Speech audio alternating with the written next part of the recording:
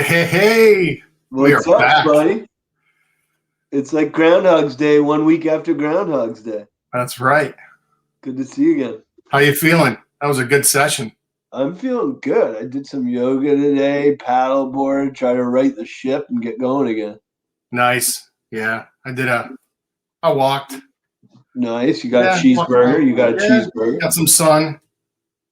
Fueled up with a sea quench. Can't go wrong with that. From sea to shining sea, you can just about see the Pacific. I know from your house, I can see a tiny bit of the Atlantic from mine. So it's good to be here in person, coast to coast, my friend. Yep.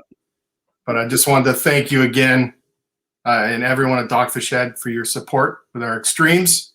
Well, shout out to Trisha and Britt, and we have a lot of awesome coworkers that did a lot of heavy lifting to make this thing come together. Yeah, and a big shout out again to the entire halftime beverage team. Yeah. Guys rock. So thank you. This is their logo, people. If you got your box, they're great people. He's here somewhere. There you go. Yeah. Shout out to everyone there. Above and beyond to make this happen. Right. So we were catching up before this. Every beer was a highlight. Every chat with every brewer was a highlight last night. Yeah, it was so good to see those faces again. I've always said our industry's 99% asshole free, and we're keeping those odds strong in the virtual beer fest. That's pretty high. I'm bringing it down a little bit. I mean, maybe like 90, 91, 90, 89. There's a lot more brewers than when we started, right? Yeah, that's just it's math. Yeah, just works out that way. Yeah. But and I forgot the shout out. I want to give a special shout out. I have it written down here. Britt reminded me, and I just kept on forgetting. But I want to give a special shout out to some of our old school fest crew. Yeah. Who they tuned in yesterday. I know many are tuned in today. We miss all of you guys. So hopefully we'll be back in person soon enough. Yep. And so thanks for everyone for tuning in again. This is gonna be fun. 6 beers this time.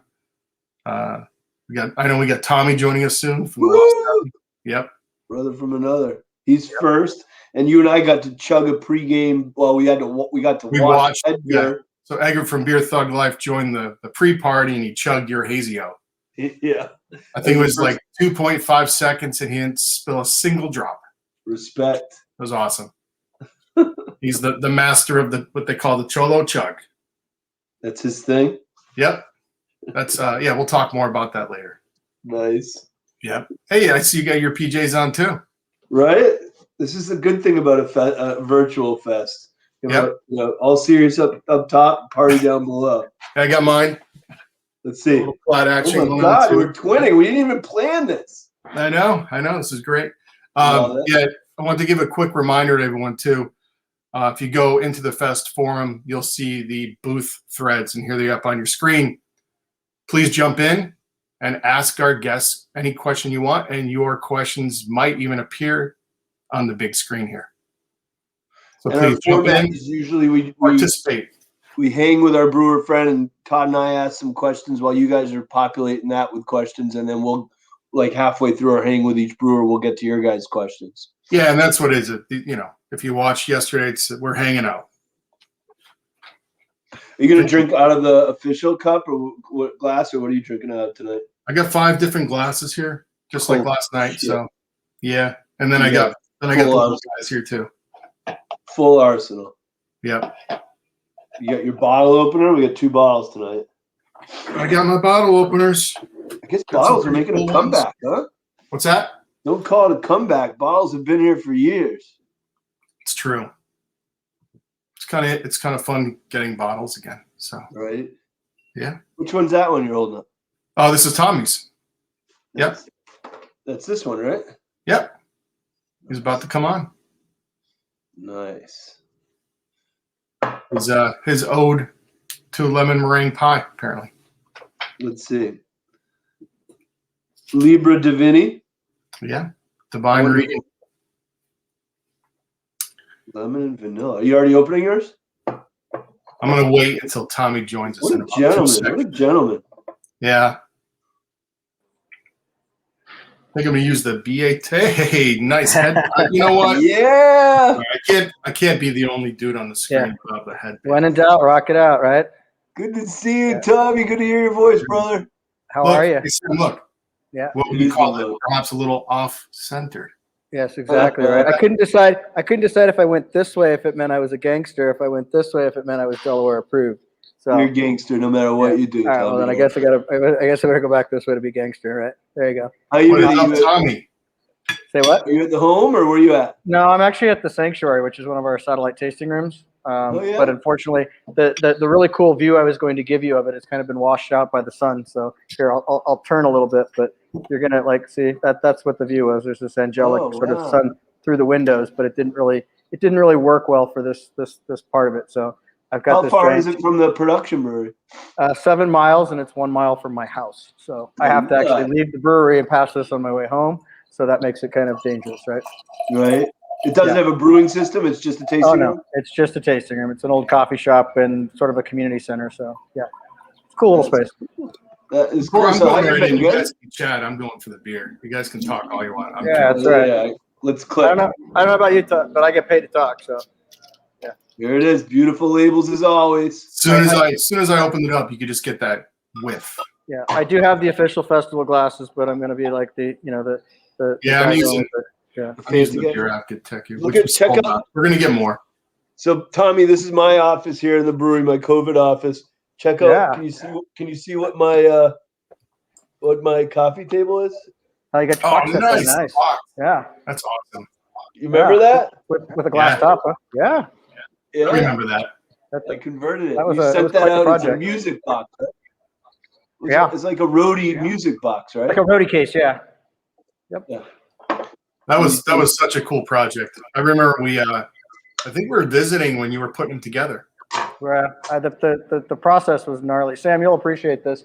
I sent one, and Jim Cook sent me back a handwritten note with a bottle of Utopias, and it said in his handwritten note that in the 30 years he'd been in the beer business, this was the coolest piece of beer anything he'd ever seen, which was kind of ironic because I thought that the Utopias bottle was the coolest thing I'd ever seen. So.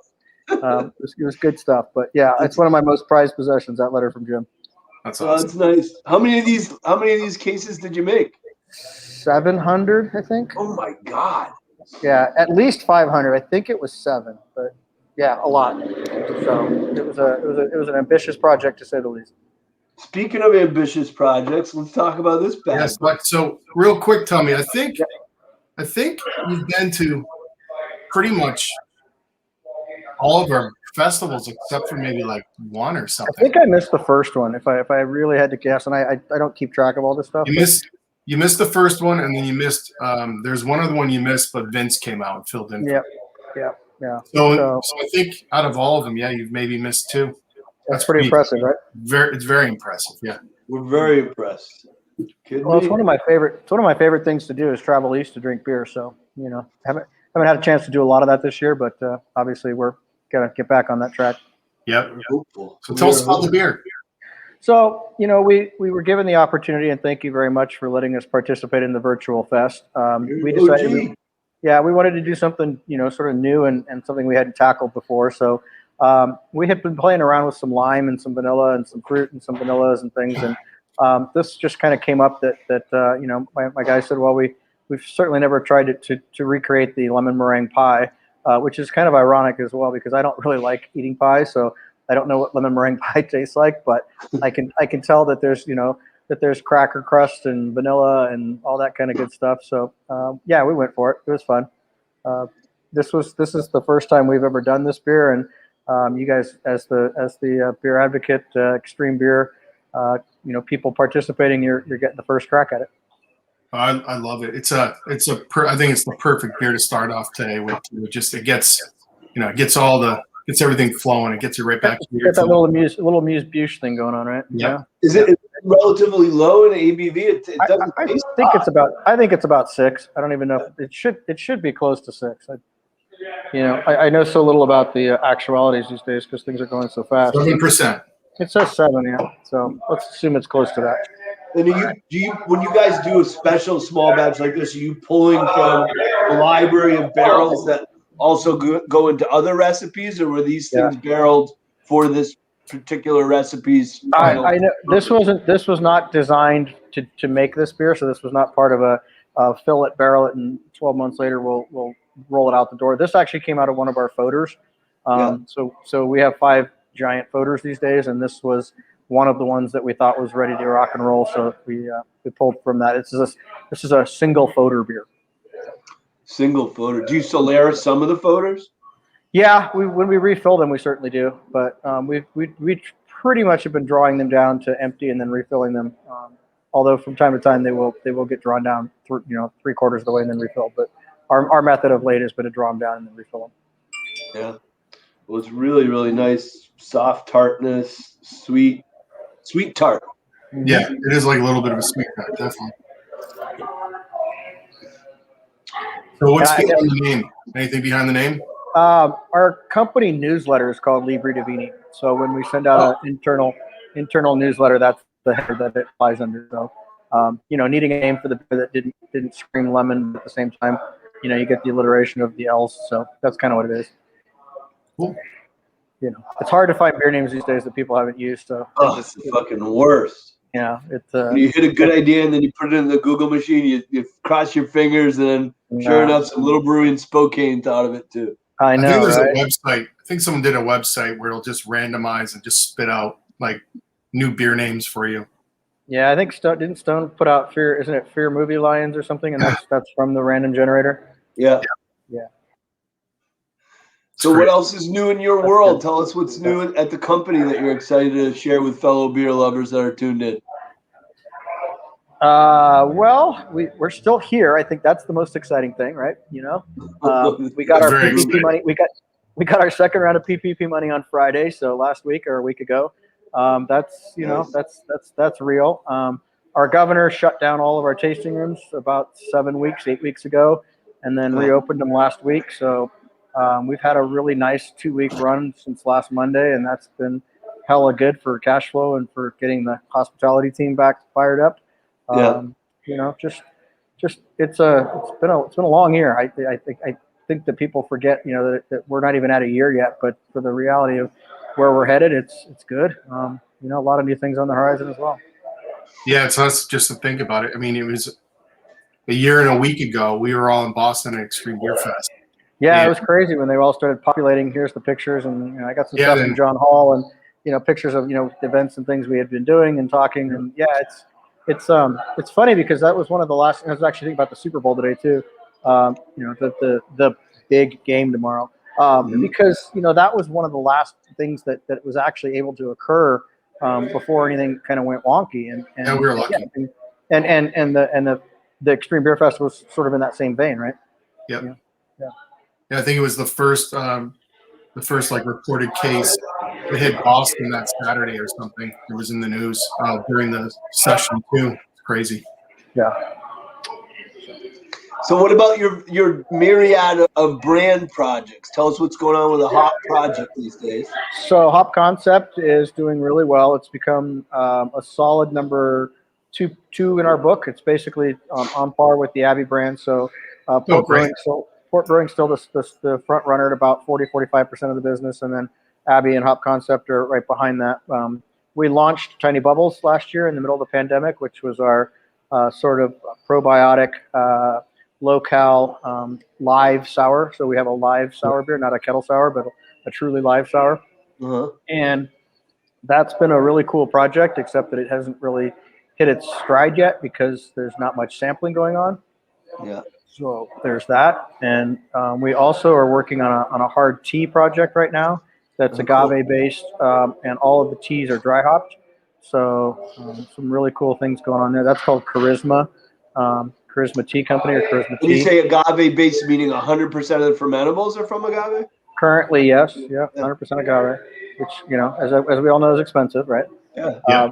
But yeah, we're trying to lean into the real better for you. It's got like less than 2 grams of carbs, and it's under 120 calories, and it's completely interesting and cool and gluten-free. And so, yeah, it's a real cool departure, and it's got a lot of the brewing sort of acumen that we've learned over the years, we can apply to it, and then, kind of really look at it from a holistically different point of view. And the people that come into our tasting rooms are kind of really driving that project right now. They're just kind of giving us really good feedback.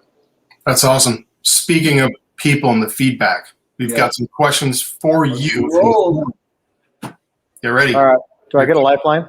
Yes, you do. You can do lifeline. So from Texas, what are some of the flavors you experience when you're going around tasting barrels that get you excited? I think there's two ways to look at that. I think the first one is that when we have barrels that are in the brewery that we expect to taste a certain way, and then they sort of really excel. So something like Red Poppy or our Cuvée or one of the Framboise, something that we know how it's going to, how the blend is ultimately going to taste. But when you taste a really solid barrel, that's exciting as heck. And then there's also those other barrels that are just kind of floating around, barrels that we filled, and you start to sample against them, and maybe we've got a batch of spontaneous barrels, and 90% of them are completely going in the right direction, and that gets exciting because you start to think about the success rate that you're going to have with that, and what you can do with that.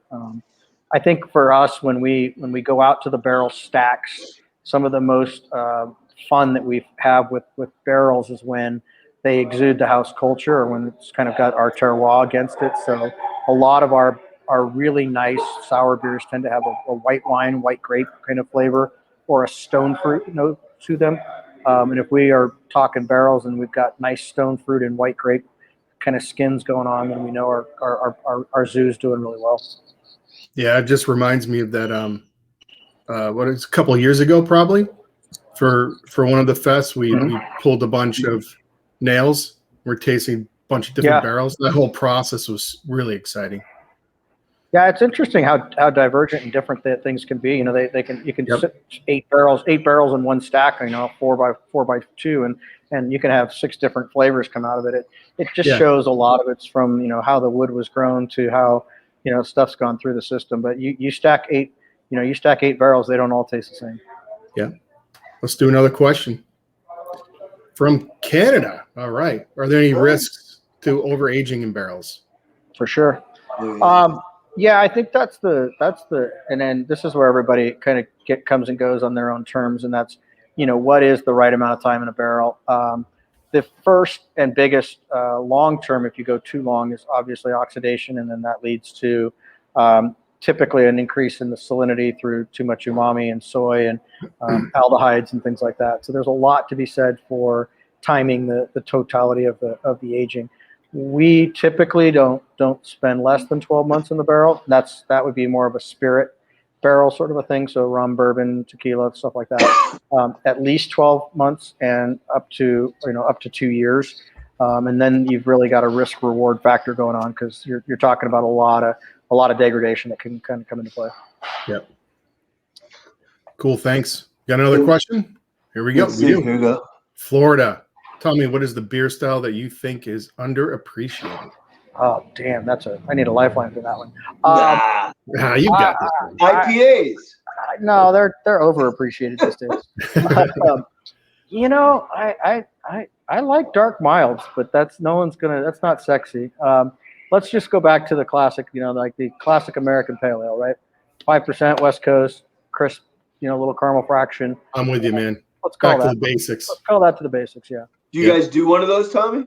We actually don't. Our friends to the north in Chico tend to do one that's pretty damn good, and it's very reasonably priced. So I'm not really required to make one in order to drink a good one. Right. Yeah. I'm trying to think what's another favorite of both yours besides the Sierra Juggernaut. Oh, in terms of American Pale Ale? Yeah. That's a good question. That is a good question. I'm trying to think of I can't remember the last time I had just a normal pale ale. Yeah. Locally, we have 394, which is AleSmith's sort of extra pale ale. That's a really nice beer. That's Karl Strauss has one locally that's called Mosaic something. That's a 5% alcohol, pretty tasty little ditty. They exist. They're around town. They're not necessarily lighting the world on fire. Yards for me in Phillies makes a really nice pale ale. The ESA or something else, or just pale ale. They just did the Yards pale ale. Yeah. And you don't make Shelter anymore, so. No, many years. Yeah. Bring back shelter. Wait, there's another question in there? Yeah, I think there's another one there. From Mass. Love your label. Can you tell us a little bit more about the background? I actually don't know a ton about the physical part of this. I know that in the past we've used some of this art, and it was done as part of the box set piece, I think. I believe some of they're kind of like, secondary and tertiary marks, and we're kind of bringing some of that back. It's got a lot of old school astronomy and kind of some of what amounts to be astrology, as far as I can tell. But I know that Matt Taylor, who was in charge of the art project, the box set project, created some of these as secondary assets, and we've been kind of bringing them back to the forefront. So it's gotten expensive to do new art design for all this. Every month there's a new something. So it's nice. We design that in house, so that's always a good thing. So shout out to Adam Martinez, our media marketing director, who I think did most of the work on that. And it's a very clean and non traditional Lost Abbey label, right? It's very pretty. I love that metallic, that green that sits on top. It's got like a metallic thing going on. Yeah, for sure. We embraced metallic a long time ago in foils for all of our barrel beers. So anytime we put something into an oak barrel, it typically has a foil or a metallic note to it to kind of designate that it went through that process. It's kind of like your lime green tops. That's good to know. I didn't know that. Yeah. Very cool. Yeah, and your packaging always and this is a huge compliment, reminds me of the packaging of Italian craft breweries. And you go over there and you see like the most beautiful packaging, and then you say, wow, you must be a pretty big brewery. Like, yeah, we do about 500 hectoliters a year. Exactly. Yeah, epic packaging, epic POS. It's all an extension of the liquid art, Yeah. Made it in my garage. Yeah. That's one of the things I love about Lost Abbey, though, is from the beginning, despite everything, all the changes in the industry, you haven't compromised on the core of this brand at all. It's gotten very difficult. I don't want to be negative and a Debbie Downer, but when guys are smoking cans at $20 a 4-pack out with a new nickel label that sticks to the can, and it's not been an easy road to kind of really lay that foundation and keep the pavement there. But this has always been a brand that we thought was very old world, and it had a lot of new world long-termness to it, and so we've been very, very stick to the long-term plan, not the short game on it. Are any of the Lost Abbey's beers made to be drunk immediately, or if it's under the Lost Abbey name, is it intentionally designed that it's ageable? No, I mean there's a range of the core beers. Our Devotion and our Farmhouse Lager are they're drink it now kind of beers, but anything typically that is put into the barrel program kind of has a sense of what we call is more of the celebratory realm. That is the put it away, have it for one of those special occasions. Although having beers that are a lot more towards special occasion land don't really lend themselves to high velocity. Hello. Hello, how are you? Charlie Bomb. Yeah, that's a good one. Charlie Go on. Charlie Bomb. Bye. Hello.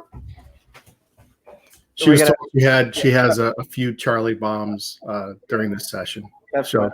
Where's Wallow? It's a drinking game. Anytime that Charlie shows up, we gotta have a Oh, that's it for the next one. I'm just waiting for the Mariah bomb. That's fine.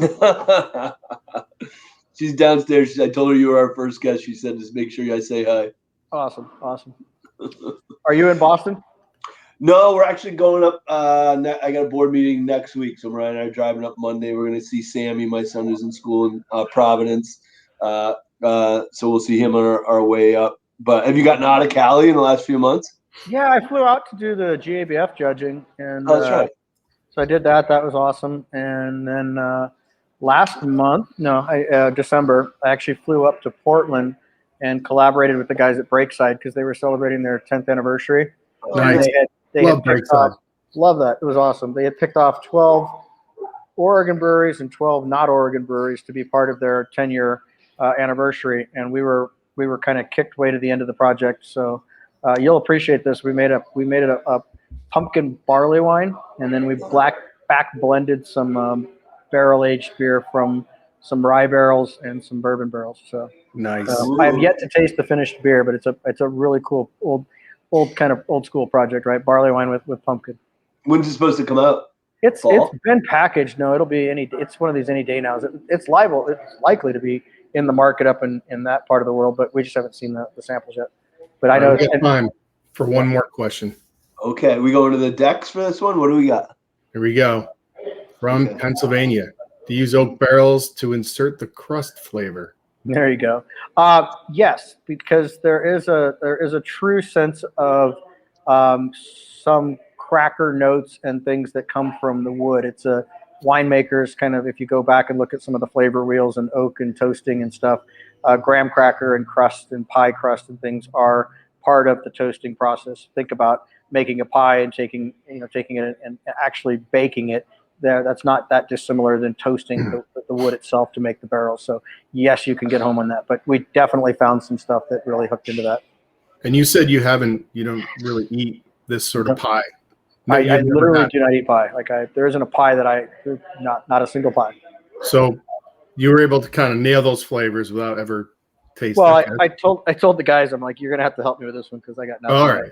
Yeah. I was otherwise like, you're a wizard. This is awesome. You cannot taste things, but you can make them taste like the things you don't taste. This is awesome. I've had some cheesecakes and and I like graham crackers, so I can associate how that might or might not look. But yes, it definitely leans into the right part of it.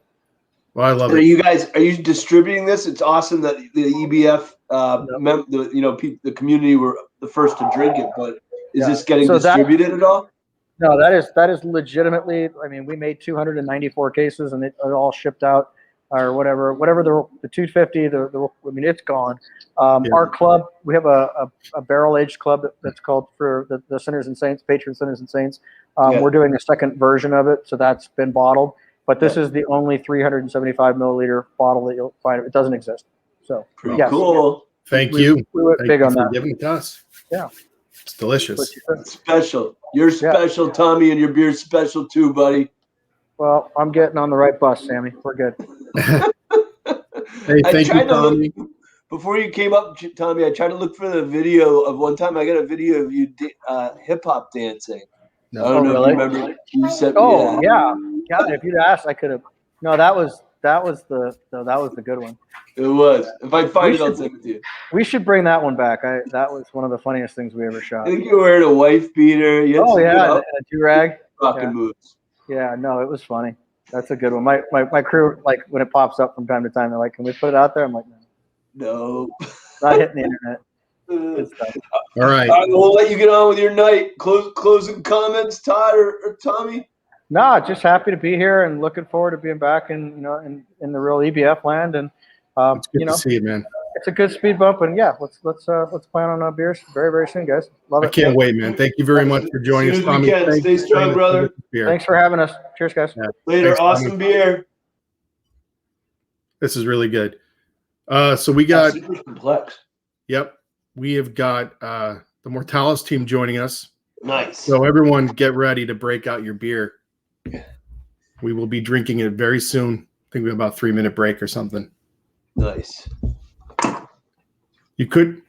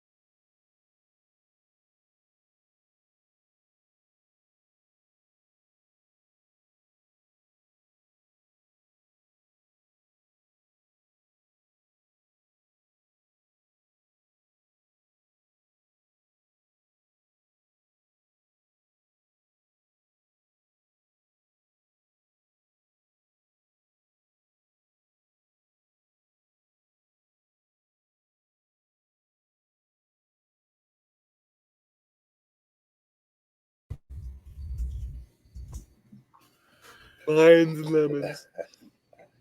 Hey, Hey. Mortalis in the house. what's up? How's it going? How's it going, guys? Good. Great. Is that your guys' tasting room behind you? Yeah. Nice. That's my office. We're in my basement right now. Are you? Yep. Sorry, I'm holding it up. There it People is. at home don't need to see it, but Sam just sent me a message. Look at So it. I'm saying, can you Beautiful. take a picture because I can't find it? No, I found it. Well No, it's an done. ongoing. Yesterday, he misplaced a couple of beers, and a couple of people in the forums were like, I wonder if he's going to misplace anything today. And you got it, though. It's good. You found it. Nailed it. This is session 2 for you guys now, right? Yeah. That's nice. Awesome. You guys are our second beer. We just had one with Tommy Arthur from Lost Abbey down. Yeah, down in we got to watch some of that. Very cool. Yeah. So how you guys hanging in there through the COVID? We're hanging, just Work and sleep. Look at that. Look at the color on that beer. It was strange. We converted from we went to full packaging now, so our tap room's still closed. But and did you bring in like more robust canning equipment to accelerate the off premise stuff? Yeah, so we started with a mobile canner. Yeah. So what we did was we ripped out the bar, installed 4 more 20s, and then purchased our own canning line. Is it similar like a Wild Goose or something similar that they had on the mobiles side, or? Yeah, it's an alpha canning line. Alpha, yeah. So We have a Wild Goose that we like. Are you all 16 ounce off of that? Yeah. Yep. If you guys do get a chance, check out that video that we did. We do a brief synopsis of what the tasting room used to look like, and then what it looks like now, basically. And post COVID, will you keep the double batch tanks, and what'll happen to that space when you can get people back in? I think we're going to be looking for a new taproom location somewhere, and we'll just keep producing out where we are now, and then just open up a new bar and maybe put a brewery in there as well. Nice. Everyone got this beer open? Yeah, tell us about this. This is like, it's definitely heavily fruited. That's a thick beer, man. It's so fruity. Yeah, so that's our smoothie style. HYDRA is a smoothie style beer. Wow. Lots of fun flavors in there. Nice balance of acidity and sweetness. We really like this mix. This mix was done basically just for EBF. That's with cool. The raspberry, cherry, mango, and then we added the fruit burst flavors to crush that out, basically. So is it all purees post hot side to keep that much fruit in suspension? You got it. Yep. Yeah, I was going to say, explain the sort of smoothie process for those who might not be aware. That's a secret. Just a high ABV. Yeah, you have to start start higher ABV wise, Yep. obviously, because you're gonna blend that sour base with a tremendous amount of fruit ratio. So you've got to make sure that your numbers are spot on for that. And we've done a lot of testing with that and made sure that our, when we say we're ABV on the can, that's what we are. Saying 7 and starting around that 12 to 13% range. 12 to 13% beginning. Yeah. So how much fruit would you say is in this? What do you think? Like A lot. the volume almost. Yeah, give or take. What is it? Half? Go ahead. The volume, you think it's like a percentage of the overall, like per barrel? How many gallons of the 31 would be fruit? Yeah.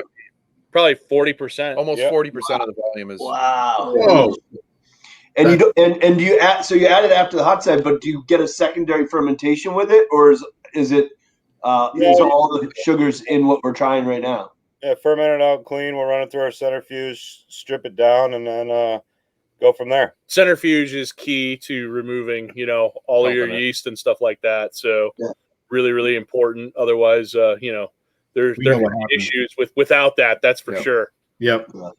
I think we in terms of stability. I mean, yes. Yeah, we've done a lot of testing with that and just leaving cans out and making sure everything is good to go. Yeah, after we refine that process, this is really stable. Like this is a really stable can. Wow, and you can get that stability without pasteurization, and you're just you're spinning it. Yep. That's cool because it has a lot of learning early on. Learning curves. Our crowlers in the beginning when we first opened, can't say the same for stability, but and one of our first cans that we ever did, which was a milkshake IPA. It was a double mango vanilla, and it was the double mango was probably like a quadruple mango, and they were not very stable. Did you have to send out the social media mea culpa and tell people if you got it, drink it fast? If it's bulging, right.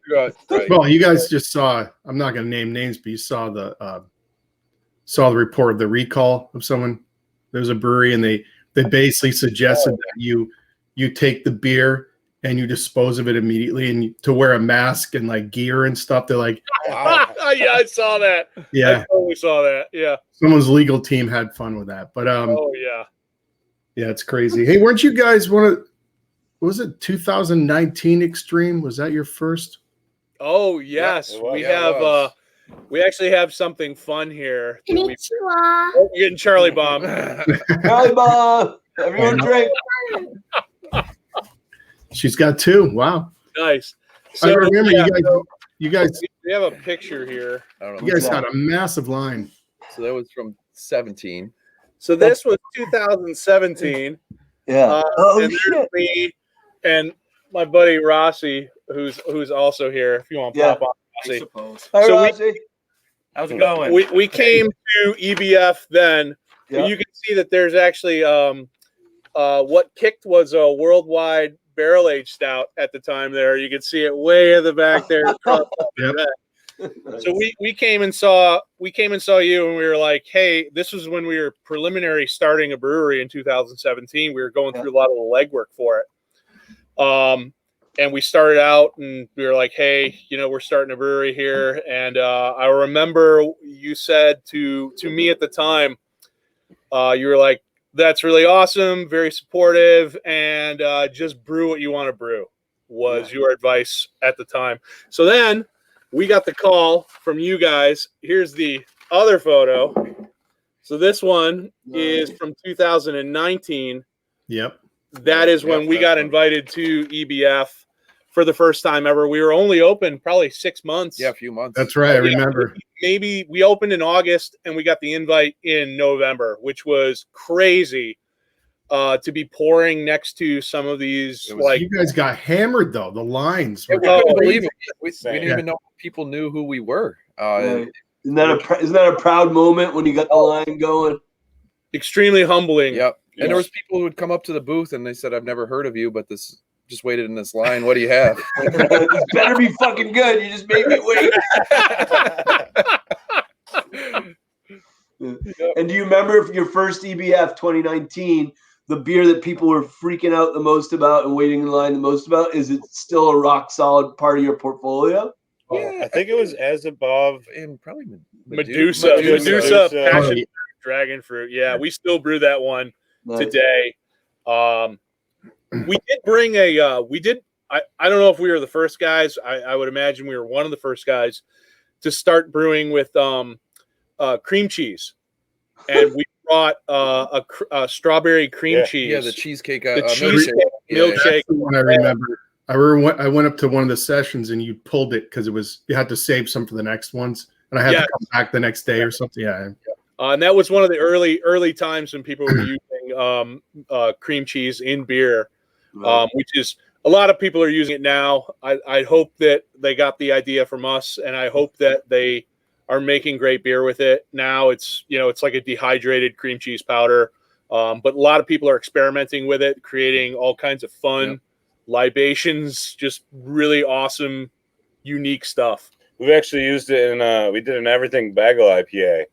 So we did the garlic and the onion and the cream cheese. When you drank it, it tastes like you were drinking an everything bagel. And it had the cream cheese in it too. At festivals, when we'd bring that, they would smell it, and you could just tell that they'd get hit with this like garlic onion aroma. And we'd purposely pick out some of the hops that have like really oniony dank onion aromas to them, and it huge. A lot of Columbus and citrus. You gotta take it to the next level. You gotta add the locks and the capers, and you gotta you gotta do it. I don't know about spoilage. Yeah, we could just put some smoked salmon right some in locks. the can. Throw the locks right in. Oh, you could probably do you could probably smoke it. You could smoke the malt like Alaskans. Yeah, Alaskan does that nice smoked board. Well, hey, that's how we know we came to the right place. I mean, this is Extreme Beer Fest, right? I mean, that's right. That's what we do. That's what we like to do is extreme beers. I mean, we have the best time doing those and exploring that creativity and just making really insane stuff and just focusing on flavors more than traditional, styles and trying to break some of those norms. What's one you guys brewed recently that you're like, this is a crazy idea. Let's do it, but I don't think it's going to work, and it did. Huh. So there's a chemical reaction for me personally. There's chemical reactions between like different acids and stuff that are produced from brewing, and then like some of the additives we add. Mm-hmm. So sometimes you get weird formations of stuff that doesn't look desirable in beer. Dave's got one right here. Tartaric acid is one of those things that makes beer look like a snow globe. So we did sour gummy kids. Yeah. And it came out great. It's like drinking a liquid Sour Patch Kid. Nice. So that's the feds let you put the word kids on a beer label? We were gonna go with Sour Gummy Kids versus like it sounded better than Sour Gummy Children. Yeah. We've also done one pretty recently working with a local bakery that we did a chocolate covered pretzel. So we got to add pretzel, we got to add salt, we got to add like chocolate ganache. So we've done those, and then we've also done work with another bakery, Cheesy Eddie's in our area here that does carrot cake. So we did a carrot cake sour where we actually rotate layers upon layers of that carrot cake itself and their cream cheese frosting, and that goes directly into the beer, and the beer gets mixed with that, and it produces an incredible carrot cake flavor into a sour. Wow! And in that one, you're not using dehydrated cream. No, that's the legit from the baker. He shows up and in there, yeah. Yeah, but the powder form it's similar to just using lactose, really. Yeah. It's just a slightly different flavor. Yeah. We're gonna take some questions from the forum if you guys don't mind. Sure. Let's do it. All right, here we go. Nice. From New York. Oh, speaking of we were just talking about that. Can you guys see that? Who comes up with the crazy profile flavor? The flavors for all these. We all do. What beers you're gonna make? Yeah, it's definitely a collaborative effort. Things that we like to eat, and you try maybe a cool dessert, and first thing that comes to our mind is how can we get this into a beer? Yep. How can we liquefy this flavor and make it work? Go to the grocery store, sit there in the cookie aisle, start texting everybody. What do you guys think about this? And we'll grab it and we'll try it out, and then if it's good, we'll go full on with it. And I bet as you guys have grown your great cult reputation for being creative, I bet you're on your social feeds, you're getting unsolicited interesting ideas for ingredients as well. Yeah, people are throwing good ideas at you. Yeah. Has there ever been like a user? I was trying to think. Has there been one that came from a fan that you followed through and brewed? I'm not sure. I don't know. I'll say this though. We get a lot of creativity from our in-house team. A lot of our staff too. Our staff is pretty incredible. Like we have one gentleman that works on our staff comes out with a some really unique stuff every week with a small batch. We're trying to focus a little bit more on small batch, like putting out a particular crowler a week, or adjuncting a small amount of stout to try to find a really big hit. Try to find something really special. And if you do it small batch enough, the risk is low. Right. And then you can go ahead, if you find that real gem, like we just did one recently, which was a first launch of our Gemini series. That was a The donut. The donut. It was a pineapple, blueberry, and glazed donut. And for some reason, that glazed donut, that frosting off that donut works so well with those other two fruits. Yeah. Meanwhile, you might go through 4 or 5 different iterations of something like that before you find a real gem that is you're willing to do a big style batch of, like a 20 barrel batch of. But having the freedom to do small batch stuff still and release it is awesome. It's a great creativity. Very cool. Let's take another question. Sure. All right. From Rhode Island, are there any fruit you absolutely refuse to use? And why, if so? Wow. I don't. What a great question. Any fruits? There's some fruits we've used before that are tough to work with that I don't. I got one. Naranjil. Oh, that is. Yeah. It's a bitter. Naranjil? Is that citrus? What is it? It's a hybrid, like lemon, orange, grapefruit, but it kind of looks like a grape. Yeah. And it's super bitter and. Yeah, that's the one. Acidic. That's very acidic. I'm telling you, there might be a good home for that. Maybe in like a wild, like if you're going to do a more traditional wild sour, maybe barrel age it and have some fun with that. Like that could totally be. But definitely does not work in your sort of fruit smoothie kind of beer. People don't want the pith of the fruit itself. They'd much rather have something a little bit different. Yeah. There's different types of guava that are different too. Like the green Brazilian guava is, it looks good. It smells good. It just doesn't taste that great. And then you get a pink guava, which is really a little more gritty and thick. And it gives you like a tropical fleshy flavor. So that one's good. The first time we ever used key lime, the beer, we used way too much of it, and that just like melted your teeth off. That was not a savable beer. We did not realize how much acidity that really could throw in there. Yeah. For us, it'd be like watermelon. It sounds good, and then you try to brew with watermelon. You work all day for like water with a tiny bit of fermentables in it, Yep. Yeah, we do a lot of banana beers, and we process a lot of those where we're pureeing them ourselves in-house. So that we like the flavor that it gives, but that is just a ton of work to peel. And you're just doing straight up bananas? Yep. Yeah. Let them get real, soft, like almost what you'd use in bread, and really try to bring the flavor out even more. The sweetness. Now you said watermelon. You're taking like the juice and adding it to a beer, or have you ever thought about actually using that watermelon liquid to mash in with and use that as your steep water and your sparge? Cool idea. Never did that. We've done it with sap, pre-boiled boiled maple syrup as our mash water, but never done it with watermelon water. That's you guys. You thought of that one. You guys do that one now. Seems like a lot of work. Well, I was asking my banana questions because we got a beer coming out like every morning in my morning smoothie. I put in bovine beef broth, like bone broth, and it's really good. It's almost like the middle of a malt ball, like sweet, earthy sweetness, like in the middle of a Whopper ball. So we got a beer coming out called Brian. These bones are bananas, and it's made with bone broth and bananas. So that's why I was asking.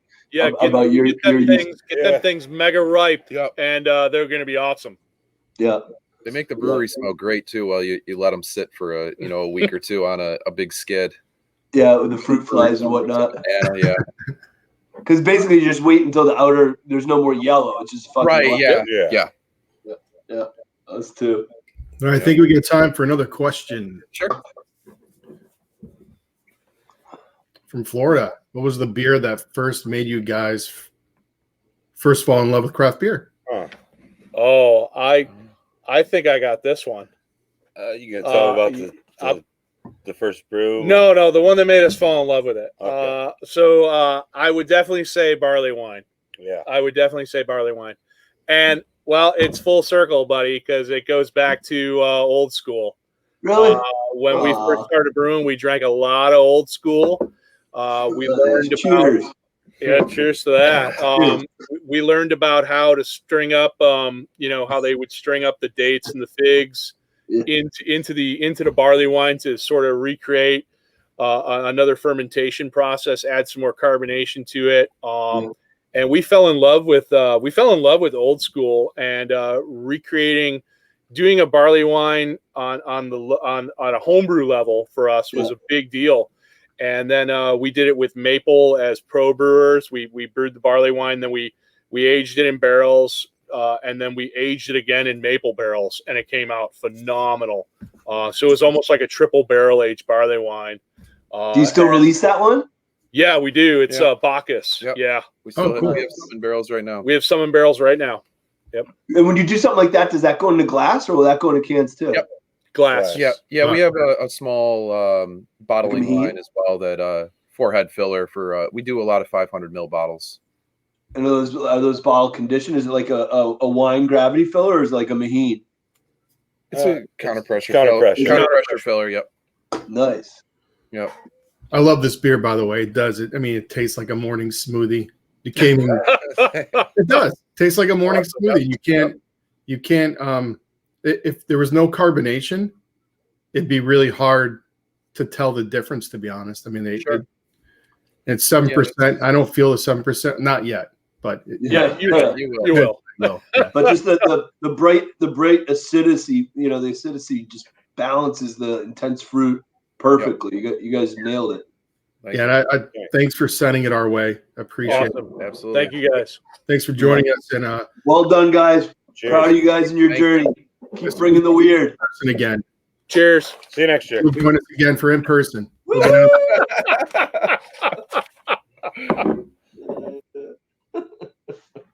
Oh, good guys.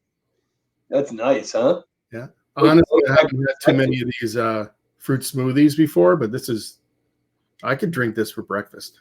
So, Yeah. All right, so we got Really nice. Modist next. They're Nice. coming up. Modist. That's a cool label too. The one with the skull. Very cool label, yeah. They're all been really cool. Yeah.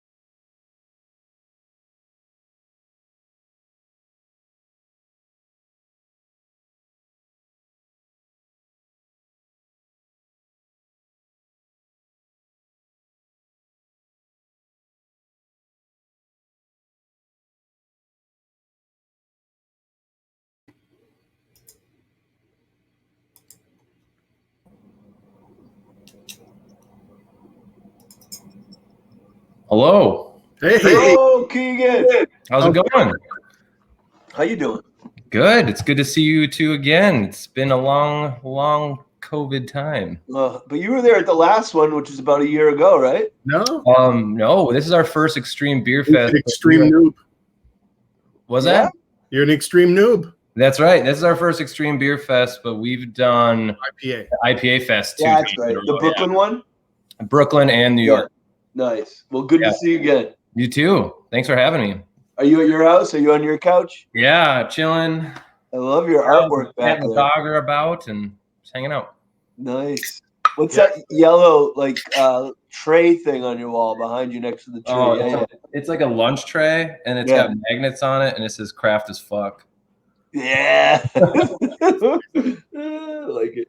My lovely partner Grace made that as a surprise for me. It's great. Pretty cool. IPA going by your booth, and I think I went over for just one beer, but I ended up trying all of them, and I kind of wrote them down to the Dream Yard, Demons on the Weekend, Space Junk, Fever Dream. Oh yeah, yeah, and that Fever Dream I remember that's sour, and it had Mosaic and then Cryo Mosaic. It was they were so good. Thank you. Yeah, those are really fun. We should do that one again. That one was really good. I just checking out your website. You guys just released a Kolsch, is that right? Yeah, actually, I had one before. Pre-gamed? Pre-game, yeah. Our head brewer Jackson Greer. This is his recipe, Amongst the Madness, and it came out like the month after COVID hit, and like, oh, the name's fitting. Let's just run with it. And so yeah, this is a foeder aged Kolsch, very traditional, but we hopped it with Sultana, bittered it with Sultana and Hallertau Mittelfru, then aged it for about a month and a half in our oak foeders. So it's a regular Kolsch ABV, and yet you'll put it into wood for over a month? Yeah. We toned down everything we put in the foeders. We toned down the AV or the IBUs a little bit because of the tannins in the wood, just so we don't overpower it. But ABV, everything. We do clean foeders, so we don't do any bugs in it. We have a very strict regimen. Steam? Yeah. We don't do steam. We actually use a product by Burco. It's basically like foaming oxygen bleach. It's really gentle on the wood. It's a made for wood cleaner, but it cleans, foams, and sanitizes very gently. And then if there's not beer conditioning in that, we don't ferment in them. We just condition in them. Yeah. And if there's no beer in there, we do a storage solution of like citric acid and potassium metabisulfate and pack them. But yeah, that's cool. So tell us, first of all, you guys have fantastic artwork. Do you have like a medley of artists you work with, or is there always some go-tos? It's a bit. I would say 80+% is in-house by our director of marketing and design, is Tyler. He's amazing. He made the Mallow label. He made the special. This is the special reserve. The other one's a little more colorful. But yeah, he's done them both, and he's extremely talented. And he like takes like my ideas and the beer and like translates them to a label. This is great. This beer is awesome. Thank you. Yeah. Tell us about the genesis of the recipe and stuff. Sure. Like back, originally started maybe 2.5 years ago. I wanted to do like an actual cream ale, with lactose in it and like vanilla bean, get it creamy, right? And we brewed it just like a one-off, and it was called Mallow. Then it was really good. I personally didn't like the hop we used in it. It came a little aggressive, and something with the ale strain. It was really good. I thought it could be more. So I wanted to rebrew it, but then I invited one of our my good friends, Austin. He owns Forger Brewing Company here in Minnesota, in Rochester. And I was like, hey man, there's this collaboration beer fest locally in the cities. Do you want to get in on it? And he's like, yeah. So he's like, dude, let's do that cream ale thing you guys did, but like, let's do like lager and like, let's take it up a notch. And so We did it. It was actually called Nice Crispy Treats originally, and there's like elf versions of us on it. It was ridiculous, but it like slayed. Like it was like a hot summer day. It went over extremely well. That would have marshmallows in it? Yeah. And then that evolved into like, let's do it again because people loved it so much. And that became, we just rebranded it as Mallow with better artwork and everything. And it worked out great. And then we did a few releases of that. People just took to it really, really fast. And I was like, okay, sure. Pastry lager. We want to just have fun with it. But yeah, marshmallows, vanilla bean, lactose, Pils malt, a little bit of carafoam, and that's about it.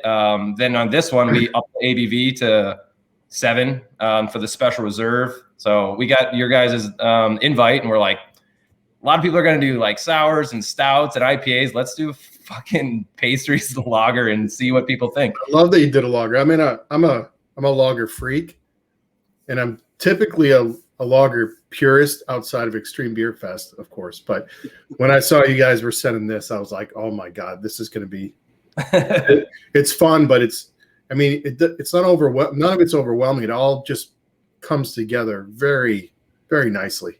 Thank you. Yeah. It's fun because like we wanted to crank it up a notch for Extreme Beer Fest, like make it a 7%, kind of like what is it? A Carlsberg elephant, that like really high octane pills.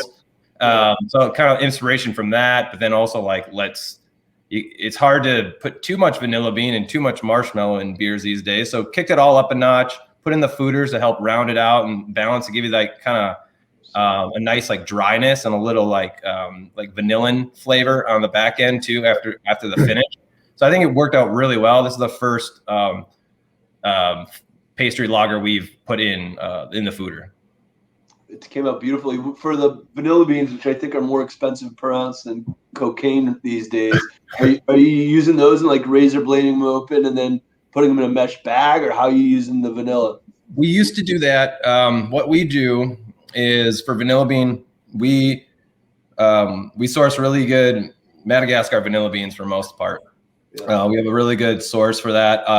Get a good price. But what we do is we get them a whole pound, and we'll open it up, and then we cut them into like basically like croutons, like half-inch, quarter-inch, half-inch chunks, the whole brick, or the whole pound, or multiple pounds if we're using it. And then we put them into a Vitamix blender with some of the beer. So it's already carved a bit, or just like a neutral beer. Yeah. And then a little bit of like just booze that are laying around. So there's like a little bit of like bourbon or something, just to sanitize, not for flavor, the beans. Yeah. Then we'll puree that and like mix it into a puree. And then we take that, and we have one of those Rolec Amco DH90 like dry hop carts. So it's like basically it's a pump with a shear, like a shear on it. It's basically like a weed grinder in a pump, and then it has a bell on it like a conical fermenter, and you can put it under pressure, purge it out with CO2, put your ingredient in, and then pump it in line and recirculate your whole tank. So we use that for like everything, like hops, coffee, maple syrup, sugars, vanilla beans. So we take that vanilla bean paste puree we've made, put it in there, flood it with beer. Like there's a little whirlpool pathway on there. We do that, and then we just push it in up to the top of the tank. We pull from the bottom and push it up the CO2 blow-off arm onto the top. So basically dry hopping. And then all that puree like floats and just slowly trickles down. And we sit on that for like 4 or 5 days. Yeah. And that is the most efficient way we have ever done vanilla bean. And ever since we discovered that, we don't do the bag anymore. We don't cut and scrape anymore. Nothing. That's all post ferment. That's all post ferment. So you're keeping a lot of the aromatics that if you're adding it, earlier, you'd be losing. Absolutely. Yeah. It's all put, like the beer's already spunded. We're getting that natural carb. It's all in there. Cause we don't want them to sink to the bottom. But like they float in all of our tests, like the little vanilla bean seeds, the pod, like the pureed pod, that's actually tons of flavor in there too. And if you chew on it, of vanilla beer. I like taste everything, smell everything.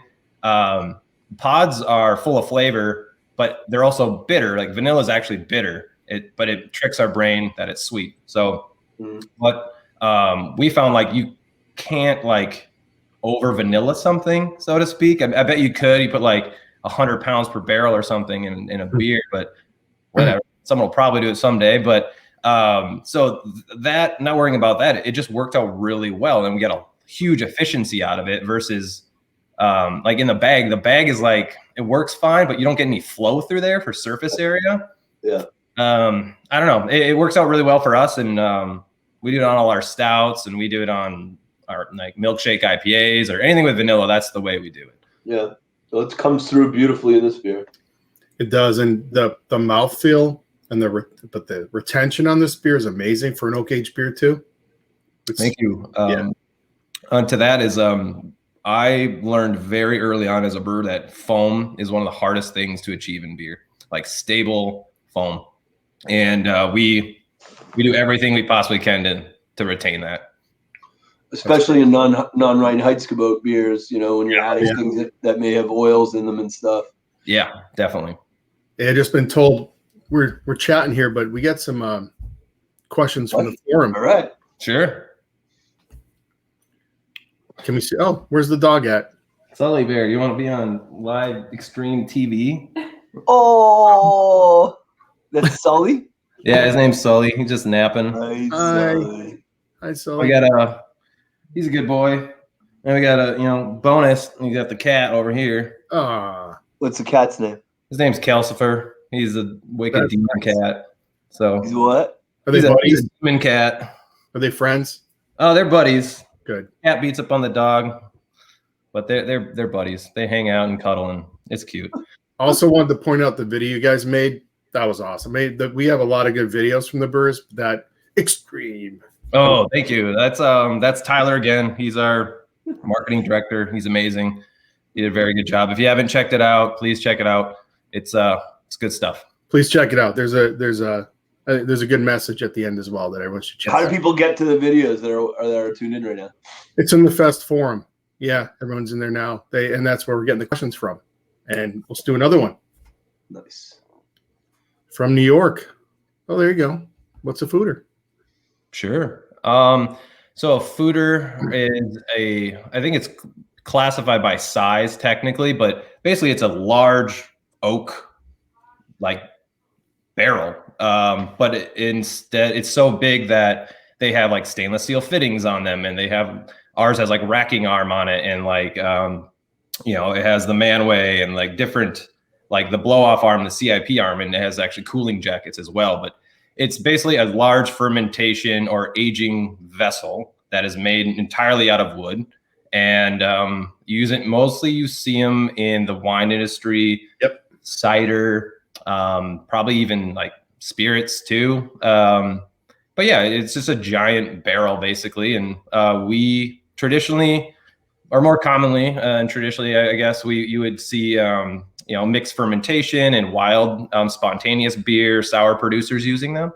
But also like Pilsner Urquell, like before they had stainless steel, before that was malleable, they used wood vats, and it's basically a big wood tank you can put alcohol in. Yep. But as for flavors and why we do that, how we use it, or how it works out, it's like micro oxidation, really. It smooths out alcohol. It can smooth out the flavor of a beer, but also or a spirit or wine, because the oxygen is slowly permeating through the wood in a very slow, controlled rate, and that oxidation of alcohol smooths it out, so it's just like a smoother alcohol. The other thing too is the wood. Like oak has a lot of like vanillin flavor, so it's like natural wood flavor, but it has those like caramely, vanilla, marshmallow, like Japanese oak, like those Japanese whiskeys out there. That would taste insanely of marshmallow. It's crazy. And every different type of oak species out there that is use in a barrel is going to give you those kind of light caramely, marshmallowy, vanilla-y kind of flavors, and pairs very well with alcohol. But that's how we do it, and that's what a foeder is. Do you guys ever, speaking of like the Japanese oak being different than say French or American, do you ever within your foeders add chips of some other complementary wood in addition to whatever the wood the foeder's made out of? We haven't done that yet. We get a ton of flavor off of our foeders right now that I think if we added chips, we would have to shorten the amount of time, which is fine. You can get pretty good, depending on the beer, you can get big wood flavors off it pretty quick, but yeah, that's definitely a thing. Cause like the more we use them over the years, you're going to lose some flavor, depending on how you treat them. That's one reason why we don't ferment in them, to make them last longer. But that would be the thing, is to add chips, or, I mean, to your point, like, yeah, we could add like oak chips to, or oak, French oak chips to it, and have a combination of oak or French and American oak. That'd be pretty cool. I didn't even think about that. Boom, I'm gonna try it out. There we go. Report back. I'm interested. Yeah, I wrote down the Japanese oak because I didn't know it through Marshmallow. I'm gonna check that out. So yeah, check out Toki. It's a very easy to get whiskey highball like style cocktail whiskey. Yeah, $30, but it's huge amounts of like vanilla and marshmallow off of it, and I get that in a lot of different Japanese whiskeys out there. It's fantastic. Nice. Very cool. Yes. I think we might have time for one more. Here we go. Pennsylvania. Lager in Pennsylvania. Yep. Oh, is it popular in the Midwest? Lagers. Oh, yeah. We tons of lagers in Minnesota. We have Shells in our backyard. They're one of the oldest breweries in the U.S. They make tons and tons of lagers. That's what they specialize in. We have like Grain Belt as well, another brand of theirs. Summit makes some great lagers as well. But yeah, lagers are huge in Minnesota, Minneapolis, traditionally. When I got into craft beer and started like professionally brewing, there's actually very, very few lagers from craft breweries. And the brewery I started at, we specialized in Belgian brewing, traditional Belgian brewing, and traditional German lagers. So that's something I carried on. Like, we launched as like IPA lager brewery. Yep. And haven't looked back. I mean, we do stouts and sours as well, but our two flagships off the bat were lager and hazy IPA. Yeah, I'm rooting for lagers, man. Just on BeerAdvocate alone, we saw well over 6,000 new lagers added last year, and it was over a 20% increase from the previous year. I'm hoping for lagers more. Yeah, and one thing we found is the foeder lagers. It gives we're taking more or less traditional recipes, playing with different grains and different new age hops, old school hops, but then aging them in our foeders. And we've gotten a huge like influx of people that are like really into that. They found like that's so cool, a special lager that they really like. Like, we can them and they're gone like really fast. And yeah, I think that's fast an IPA, but yeah, lagers are really unexplored. I mean, you just proved right here what you can do to a lager to make it even more interesting. I mean, I think all lagers are interesting, but this is like, it just takes it to another level. And you're still keeping it a lager. Yeah, and then to that point, I mean, while we have time, I want to say that with pastry lager, like, I don't like, if other brewers or homebrewers are interested, go for it. But I will say the goal is not to make this ungodly sweet thing. This beer is actually really dry. I think it's like 2-3 FG, like Play-Doh. Yep. But like, the vanilla bean in there is perceived sweetness and the creaminess of the lactose. Yep. We ferment all the marshmallow out of it. It's basically dextrose and vanillin, but it does give a different kind of texture and sugar to it as well. But that me and my head brewer Jack and I, when we created this, we're like, if we're gonna keep making pastry lagers, that's the rule, I think, is like they have to be drinkable. You should be able to drink multiple pints of this and not let it turn into like this big old pastry stout where it's like, oh, I'll drink 4 ounces. Or else you're just getting away from the whole lager point, you know? So I got to look at adding that as a style now in BeerAdvocate, pastry lagers. Right. I might add it even Fooder pastry lagers, even more esoteric niche. Fooder pastry lagers. Yeah. I love it. Hey, I know we gotta jump, but speed round question for you, Keigan. You come from one of my favorite music cities in the world. You know, from Prince to the Replacements to Husker Du. Give us a band coming out of your city in the last 5 years that you think could blow up nationally that you're psyched about. I mean, honestly, it's already happened. I'm going to give her props. Lizzo crushes it. I mean, I've seen Lizzo back when she was in the Chalice and opening for Harmar Superstar back in the day. And she just did her thing and blew up. Huge props to her. I don't think she's in Minneapolis anymore. I think she's in California. But, like, still, she's the shit. And that is such a good success story for her. Like, she rules. Like, Lizzo's awesome. And speaking of women who rule, and go and grab your black miso. It's coming up next. But thank you. Nice. Yeah. Thank you very much for beautiful beer. Well done. Congrats on your journey. Thank you very much for having us. Thanks for being part of EBF. Thank you. We'll see you again soon, hopefully. Sounds good. I'll meet you wherever, anytime. All right. Thank you. Thank you very much. This is delicious. Yeah, it's nice. It's so complex, but it's got sweetness to it, but you want to have the next sip, you know? It's not a cloying sweetness either. It's just like it's all about that vanilla flavor. Again, that perceived sweetness. You think it's sweet, but it really isn't. Yeah. And then the end it dries out. It's nice. Yep. It's still a lager. This is our little break. Are you gonna have your cheeseburger? I'm gonna run down and have a quick I'll put it in the fridge. I'll nuke it after during the post, and I'll just eat a messy cheeseburger at the post. In front of everyone. Zoom, yeah, it's gonna be awesome. All right, everyone. I'm gonna run down and eat mine. I'll see you in 10 minutes, 12 minutes. All right, later, brother. Later.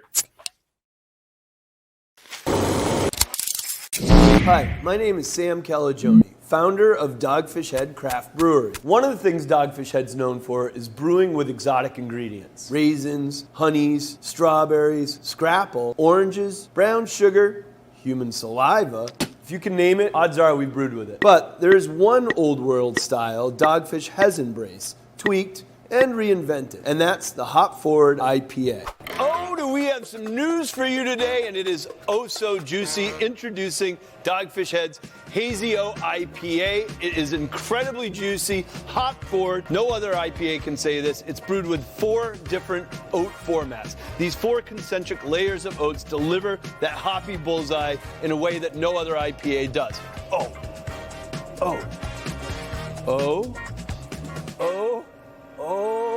Milk Jenga!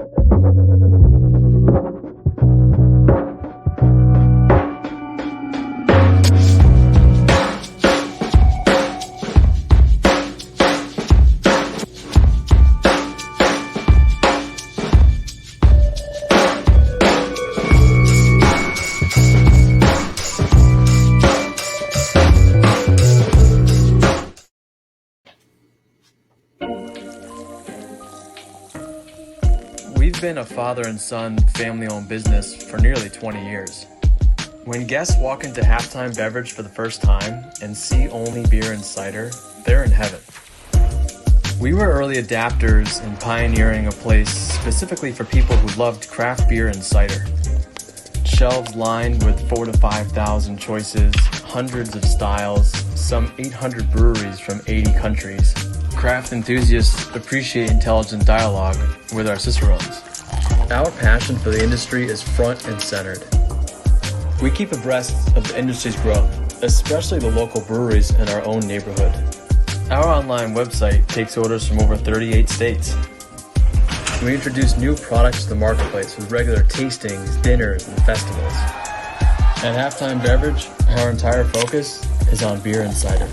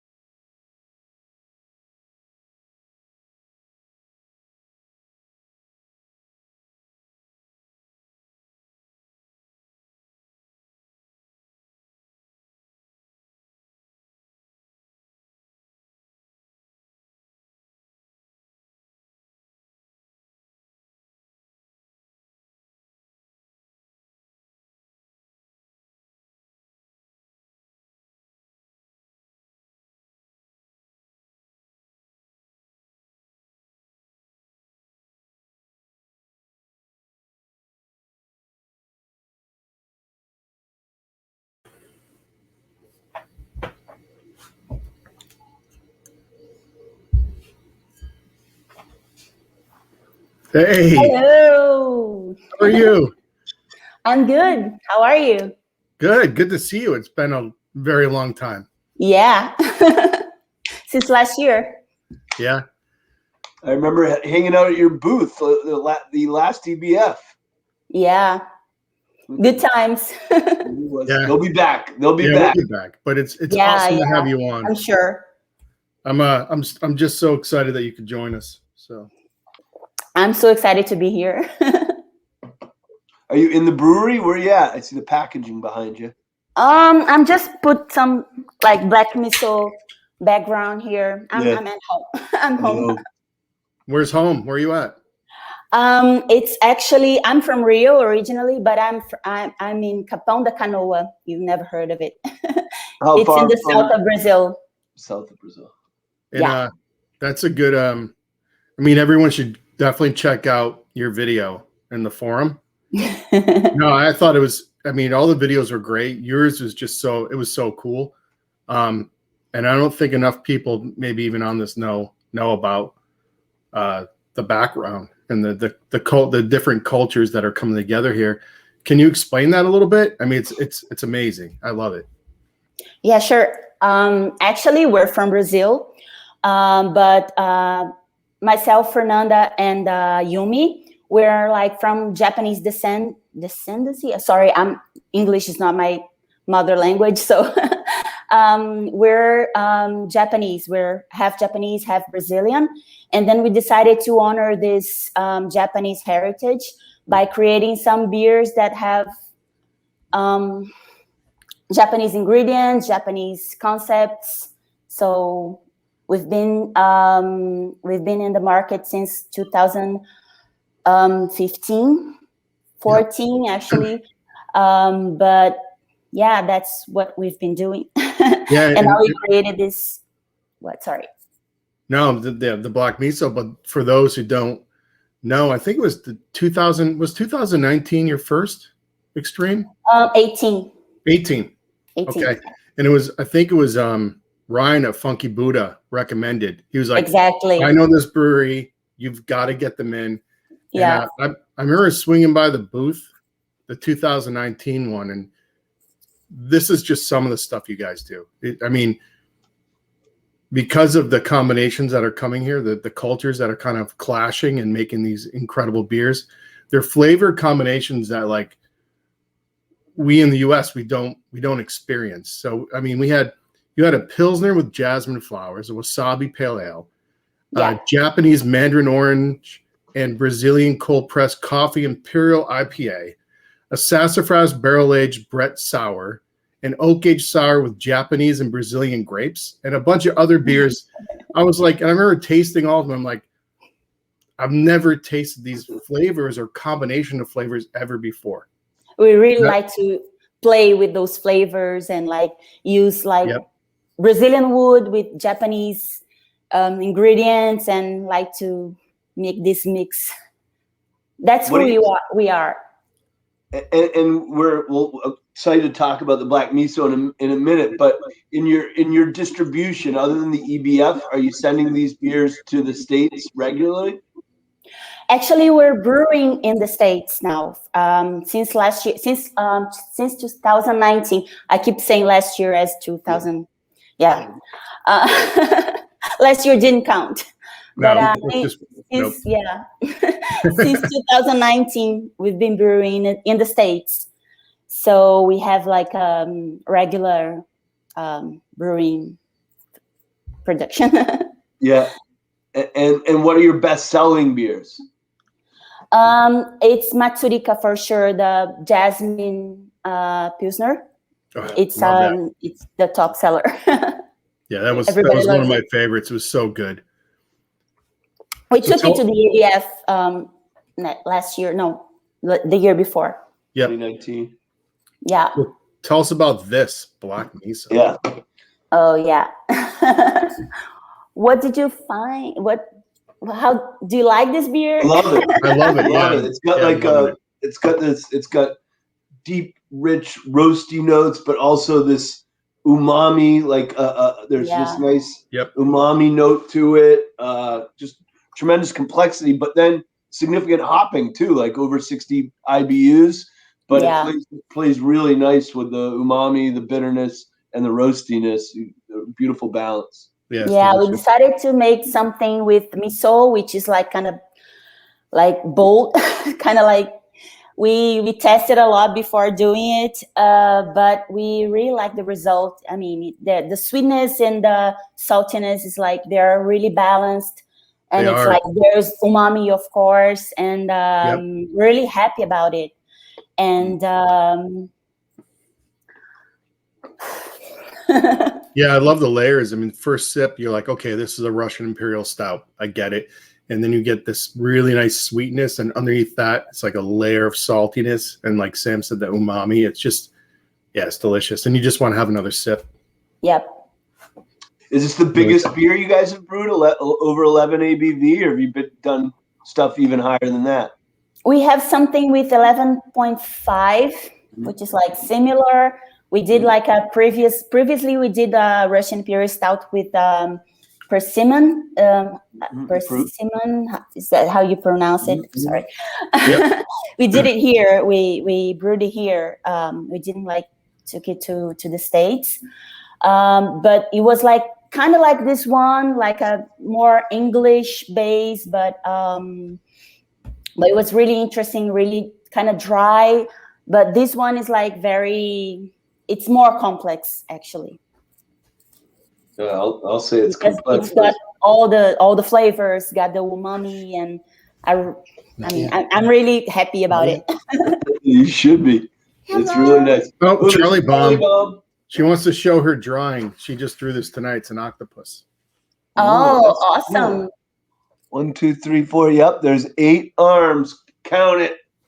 Yeah, very well cool. done, Charlie. Cool. Thanks for sharing. Oh, there we go. Oh, funny face. Making fun of all the adults. Oh, she just did it back to you. I didn't think she saw it. And the artwork. I'll play it back. Do you guys use the same artists? I get like sort of a wabi-sabi vibe. All right, going on. Art. Sorry, what?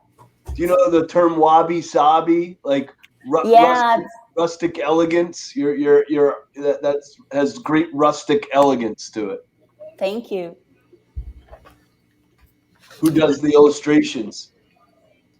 Was that done just for you guys? It's it's Yumi Shimada. She's one of the partners. Yeah. She does all the labels and all the artwork, and she's amazing. She's like, yeah, everyone's got to check out the video because they show part of her process where she's like, yeah, it's really cool. And that's just like a little glimpse of probably the work she does, but it's a really good video. Yeah, I mean, everything we do is like really craft. I mean, even the labels and stuff. Yep. And she does everything by hand and then digitalizes it. So it's very cool. And what I love about the way you guys approach extreme beer is that you're more about the nuances. It's all about finesse and nuances, and you just bring these beautiful flavors together, and they kind of work. They're not hitting you over the head or crushing your palate. They just all kind of come. These exotic ingredients kind of come together, and make these beautiful beers. I wish I had some of the ones I tried. Like I'm gonna hit you up on the side. I want more of that jasmine pilsner for sure. Of course.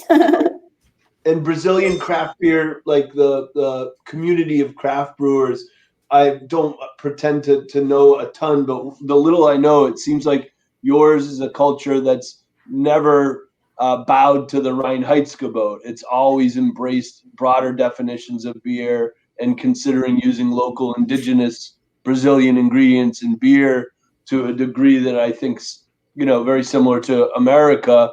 But we took decades to get that adventurous, frankly, as a community, where it seems like the Brazilian craft brewers, while the movement might have started later than in the States, when it started, you guys were really creative right from the outset. Is that a fair view from the outside? It is. It is like a perfect description of the Brazilian market, because we started like copying what you guys were doing, actually like copying the classic styles and classic schools of beer, but we're like slowly finding like a way to use local ingredients, local like wood. Like we have like so many woods that we use in cachaça that we're using in beer now. So it's really like very exciting moment right now because we're really exploring that. And you guys, have similar to us, a few international conglomerates dominate the majority of beer sales in Brazil. But is that changing? Are the smaller breweries gaining market share, or is it staying kind of stable? We're gaining like slowly. We're like 1% of the market right now. You guys are much more advanced in this subject. But we're getting there. I mean, like we are like very dominated by the big companies. Yeah. So it's and slow. Every change is slow, right? What's that? Every change is like kind of slow, but Yep. You mind taking some questions from the forum? Sure.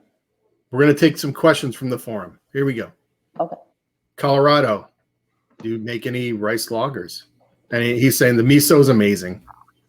Oh, thank you. I'm gonna put my glasses because I can like. Mom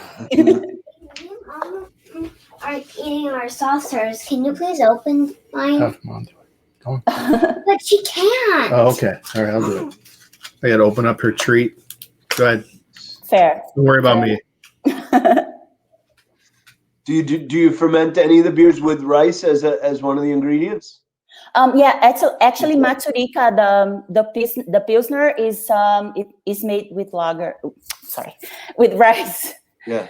And we're planning to make like some other stuff with rice too, but yeah, we do use rice. Nice. Very cool. Let's take another.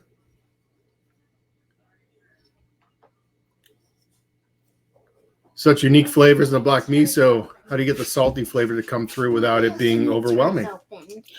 Actually, we use the miso is like made with salt. Like originally, it's like traditionally it's made with salt. So we just added the miso and balanced it to the base style, so it doesn't make too much. I love it. It kind of lingers too. I'm getting it. It just kind of sits there on your palate. This is really good. And is there a big Japanese population in Brazil? People of Japanese background, and does that inform the availability of traditional Japanese ingredients that you can get locally? Yeah, actually, it's the second place. São Paulo is the second city that has more Japanese people in the world. Really? After Tokyo, I think. Wow. So it's like, it's huge. The Japanese community here, it's huge, especially in São Paulo, but in Rio, there's also a lot of people. So, yeah. That's cool. I think in the video it said you guys are third generation. Yeah. My I think all of us have like grandfathers and grandmothers. So they were born in Japan. So we're like really like this mixture, this like combination of Brazil and Japan. So that's fascinating. I hope to get down there one day. Yeah, you should come. After I know where I'll be going. What's your like your equivalent of like the Great American Beer Fest? Is there one massive festival in Brazil that's annual, post COVID? There is one that it was canceled actually. The Concurso Brasileiro da Cerveja. It's like one of the biggest one in Latin America. I think it's the biggest in Latin America, but it was canceled, of course. Yeah. But yeah, we do have like great like festivals here. Is that one going to be? Is it a fall festival? Maybe it'll make it this year. It's in March. Yeah. Unfortunately, there's not going to be time to make it. I mean, not everybody's going to be vaccinated. Nope. Yeah, don't talk to me all about fest. I'm sad about them. Yeah. But I'm glad we're all here drinking beers. This is awesome. So me too. And I will definitely, as soon as we can do it in person again, I'm not sure where it's going to be, but we'll be inviting you again for sure. Thank you. Yeah, no, thank you. This beer is great. Yeah, it is. Actually, this one we brewed here in Brazil too. Oh, okay. Yeah. We did like a batch in the States and a batch here. I had to try it, of course, with you guys. Do you guys have your own facility, or do you co-use a facility with other brewers? We co-use a facility. Yeah. We don't have like our own facility.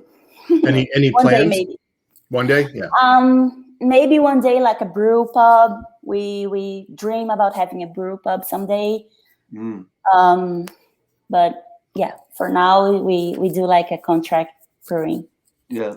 Here and the States, in the States. A brew pub would be so cool for you guys because to do the fusion of the culinary side with the fusion. Yeah, I was just gonna say a brew pub would be amazing. Yeah. Yeah, exactly. Because we get to try more and experiment more. Yep. We got time for maybe another question, I think. Cool. Oh, someone from California says, "Love your beer. Can you tell us more about the brewery's name?" The brewers, the brewery or the brewery? No, what's behind the name of the brewery? Actually, Japa is a way to call Japanese people here in Brazil. I mean, everybody's called Japa, and it can be like a little bit like not offensive, but it's like something that A little irreverent, kind of like Asian people get called Japa sometimes, and they're Korean, and they're from Taiwan, and they're from a lot of places. So what we did was taking this this word and making it like our word. I mean, we're Japas, we're Japanese people, we're like half Japanese people, and we do like this word. We don't like when people use it to call like anybody Japa, and like taking their names off the table. I mean, I don't like to be called Japa just because I'm half Japanese or because my brewery is called Japa. But there's like kind of a little subtlety that it's like kind of complicated, but we do use this word with pride. Yeah, you're kind of like reclaiming it, owning it. Yeah, exactly. Yeah. And That's it works. It's working really well for us. That's good. And for the Japanese community as well. So that's good. And as you probably know, in the U.S., we're working hard on getting more diversity into our community, and we have proud to have a number of female brewers at Dogfish. In Brazil, are you guys an anomaly to be a brewery where the face and leaders are women, or is it more common in Brazil than it is in the U.S. craft scene? I'm not sure if there's any other brewery here in Brazil that's all female, but it's more common. Like when I entered the industry, it was like 2011, 2012, something like that. It was rare to see people like to see brewers, female brewers, and actually even like selling beer and like doing other roles. But now it's more common, and it's like it's good. It's good to be represented. Like we're really proud of like being female in this industry. Yeah, we need more. We actually got some feedback. They're like, "Where's the women? Like, this is a great event, but where's the women?" I said, "Tune in session 2." We're here. Yep. What would you pair this beer with for food, both of you guys? Ooh. It's a great food beer. As I'm drinking it, as it's warming up, I'm also getting like a cinnamon bark, like a tree bark cinnamon vibe in the background of this beer. That's really nice. Yeah, there's some really good woody notes there. You just put it in my head, so I'm not like cinnamon too, but yeah, it's there. Yeah. Yeah, it's really complex. I really like the result. It's like, what would I pair it with though? I don't know. I'm not a big pairing. I like beer as beer. I don't like trying to pair it with foods. I think sometimes when you try to pair beer with foods, some of the beer gets lost. The flavors kind of just go away.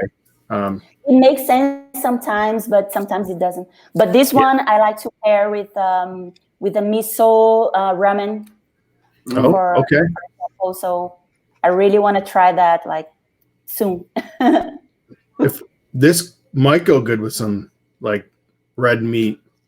Yeah. Steak. Yeah. That's what I'm thinking. See, that's what you gotta open a miso, and from the Japanese brew pub side, and the steak from the Brazilian in the brew pub There side, you go. right? Look at that. There's the idea. It just happened right here on the show. Thank you. I'm sure you can think of something much more creative than that, but I think both of them would go really well with this beer. I agree. I agree. All right. We are going to start to wrap it up. I just want to say thank you very much for joining us and sending us this delicious beer. Yep, and we look forward to being at your booth the next EBF because we really enjoyed hanging with you the last time we were at your booth. Yeah. I don't know when it's Looking going forward to be. to it. I mean, booths. Yeah. Yep. But we will hopefully we will see you in the next year or so at a in-person event. And please bring the Jasmine Pilsner. I will. All right. Cheers. Thank you very much. Thanks for Cheers. joining us. Thank you. Thank you so much for inviting us. Really happy. Awesome you're part of this. Thank you. All right. Nice beers. This is a great beer. Yeah, I love it. Good to see her again. Awesome. I just love swinging by her booth at her fest because their beers just crush it. I love it. Yep. And they're always there and they're behind pouring their beers and they're always smiling and happy. Yep. Like they're just their enthusiasm's infectious. They're just the level of execution of their beers is just top notch. They're literally flawless, like all of their beers. And like you said, they're nuanced. It's not. Yeah, it's all about the nuances, the subtle. Almost all. When you go to their website, almost all of them don't just have one non-Reinheitsgebot ingredient. It's usually like 2 or 3, and you can see how thoughtful and judicious they are about balancing them. Yep. I think at the 2019 Extreme, they might have had like 6 or 7 beers, and I remember trying them all. Yeah. Every single one was just like flawless. Like it's very rare to see that. Yeah. And I wanted more of all of them. Anyways, that was great. Yeah. Good stuff. And next up, your collab. Next up is the collab. We'll be inviting Tio from Crowns and Hops and Edgar from BeerThugLife. I wonder how Edgar's doing since we saw him chug a hazy O at the start of the I wonder how he's doing. The last time we saw Edgar, he was on the pre-party Zoom chugging a hazy O. This will be fun. This is going to be a good one. So, yeah. All right. So everyone, grab your F2020 ×3. We're about to drink it.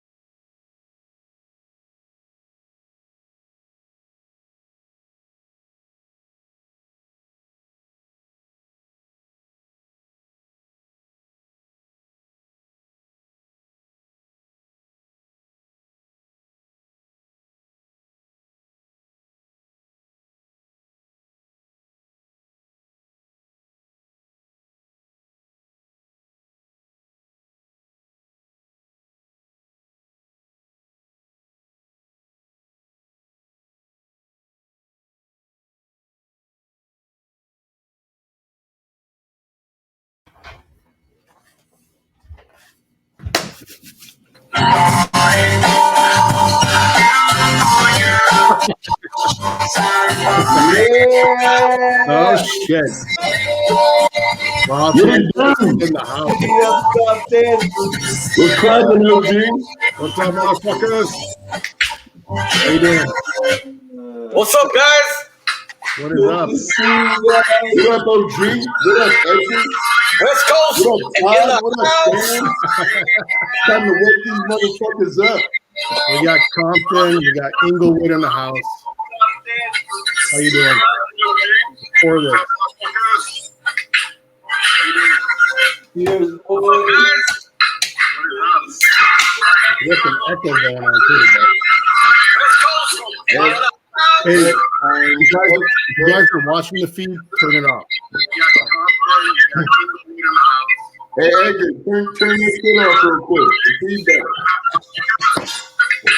What's up? Hold on. How you doing, brother? Get off the feed.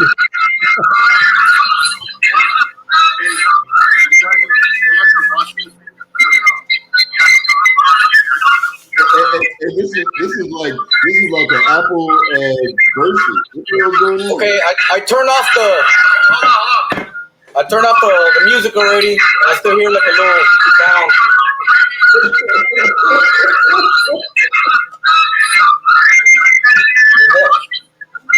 Edgar, go on mute real quick, homie. There we go. He's been muted. Motherfucking Edgar, man. Hey, that's what you get for chugging before the damn interview.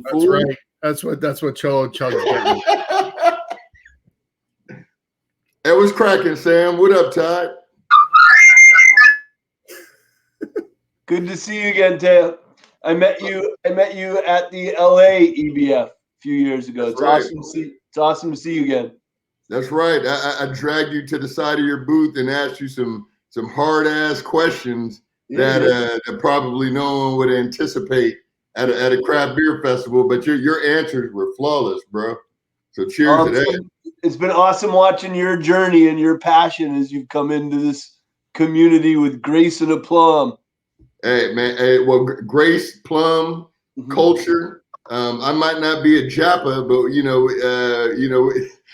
how interesting is it to hear all these narratives relate to people claiming their culture back, and then delivering it and offering it with the craft beer offering. I think that's the beauty of craft beer, right? Amen to that. And how'd you and Edgar first start meeting, like working together before you guys hooked up with Todd for this brew? One more time. How'd you guys start working together? Who Todd or me and Edgar? You and Edgar. Man, me and Edgar, man, we go back, man. So way back. Yeah. So just to give some clarity, and we're really proud of this fact too, and I'm sure Edgar can punctuate this as well. But we started off as fans. We started off as people who fell in love with craft beer, but saw an absolute void of it in our respective communities. And we just saw that as a huge opportunity to not only help people understand that a more premium product was out there that was, rather than what was available in our corner stores, or as you would say, your bottle shop. Liquor store, dog. Liquor store. Straight up. We just had a void of quality liquid. And I'll speak to myself, and I'll pass the mic to Edgar. But in the Black community, we've had our culture and our community replicated and duplicated and copied and plastered on the side of bottles and to champion big beer and everything else. But we've never been a part of the curating of it, the creating of it, the alchemy of it. And that is the aspects, and those are the pillars of craft beer that we fell in love with, and that we felt that once the community understood that it could only expand and diversify what was already there, because homogeny isn't good for anybody. So with that said, I'll pass it to the homie Edgar and talk about what he's doing in Compton. Tio, what's up, Sam? What's up, Todd, man? Thank you guys for inviting us, man. We're honored to be here, man. Just like Tio said, we're fans. You know, we started out as fans, you know, of craft beer. You know, and we live in you know, a community where, you know, the hood. Compton is, you know, NWA, Eazy-E, Dr. Dre. You know, we're used to mass-produced beers. When I first met craft beer, I was like, wow, this is a difference. You know, big time different. And, you know, like, I can't believe they have beer. This is a beer, you know, and it's just like, it opened my eyes to everything. And just like Teal said, you know, we found out like, hey man, how come there ain't no craft beer here in the hood, man?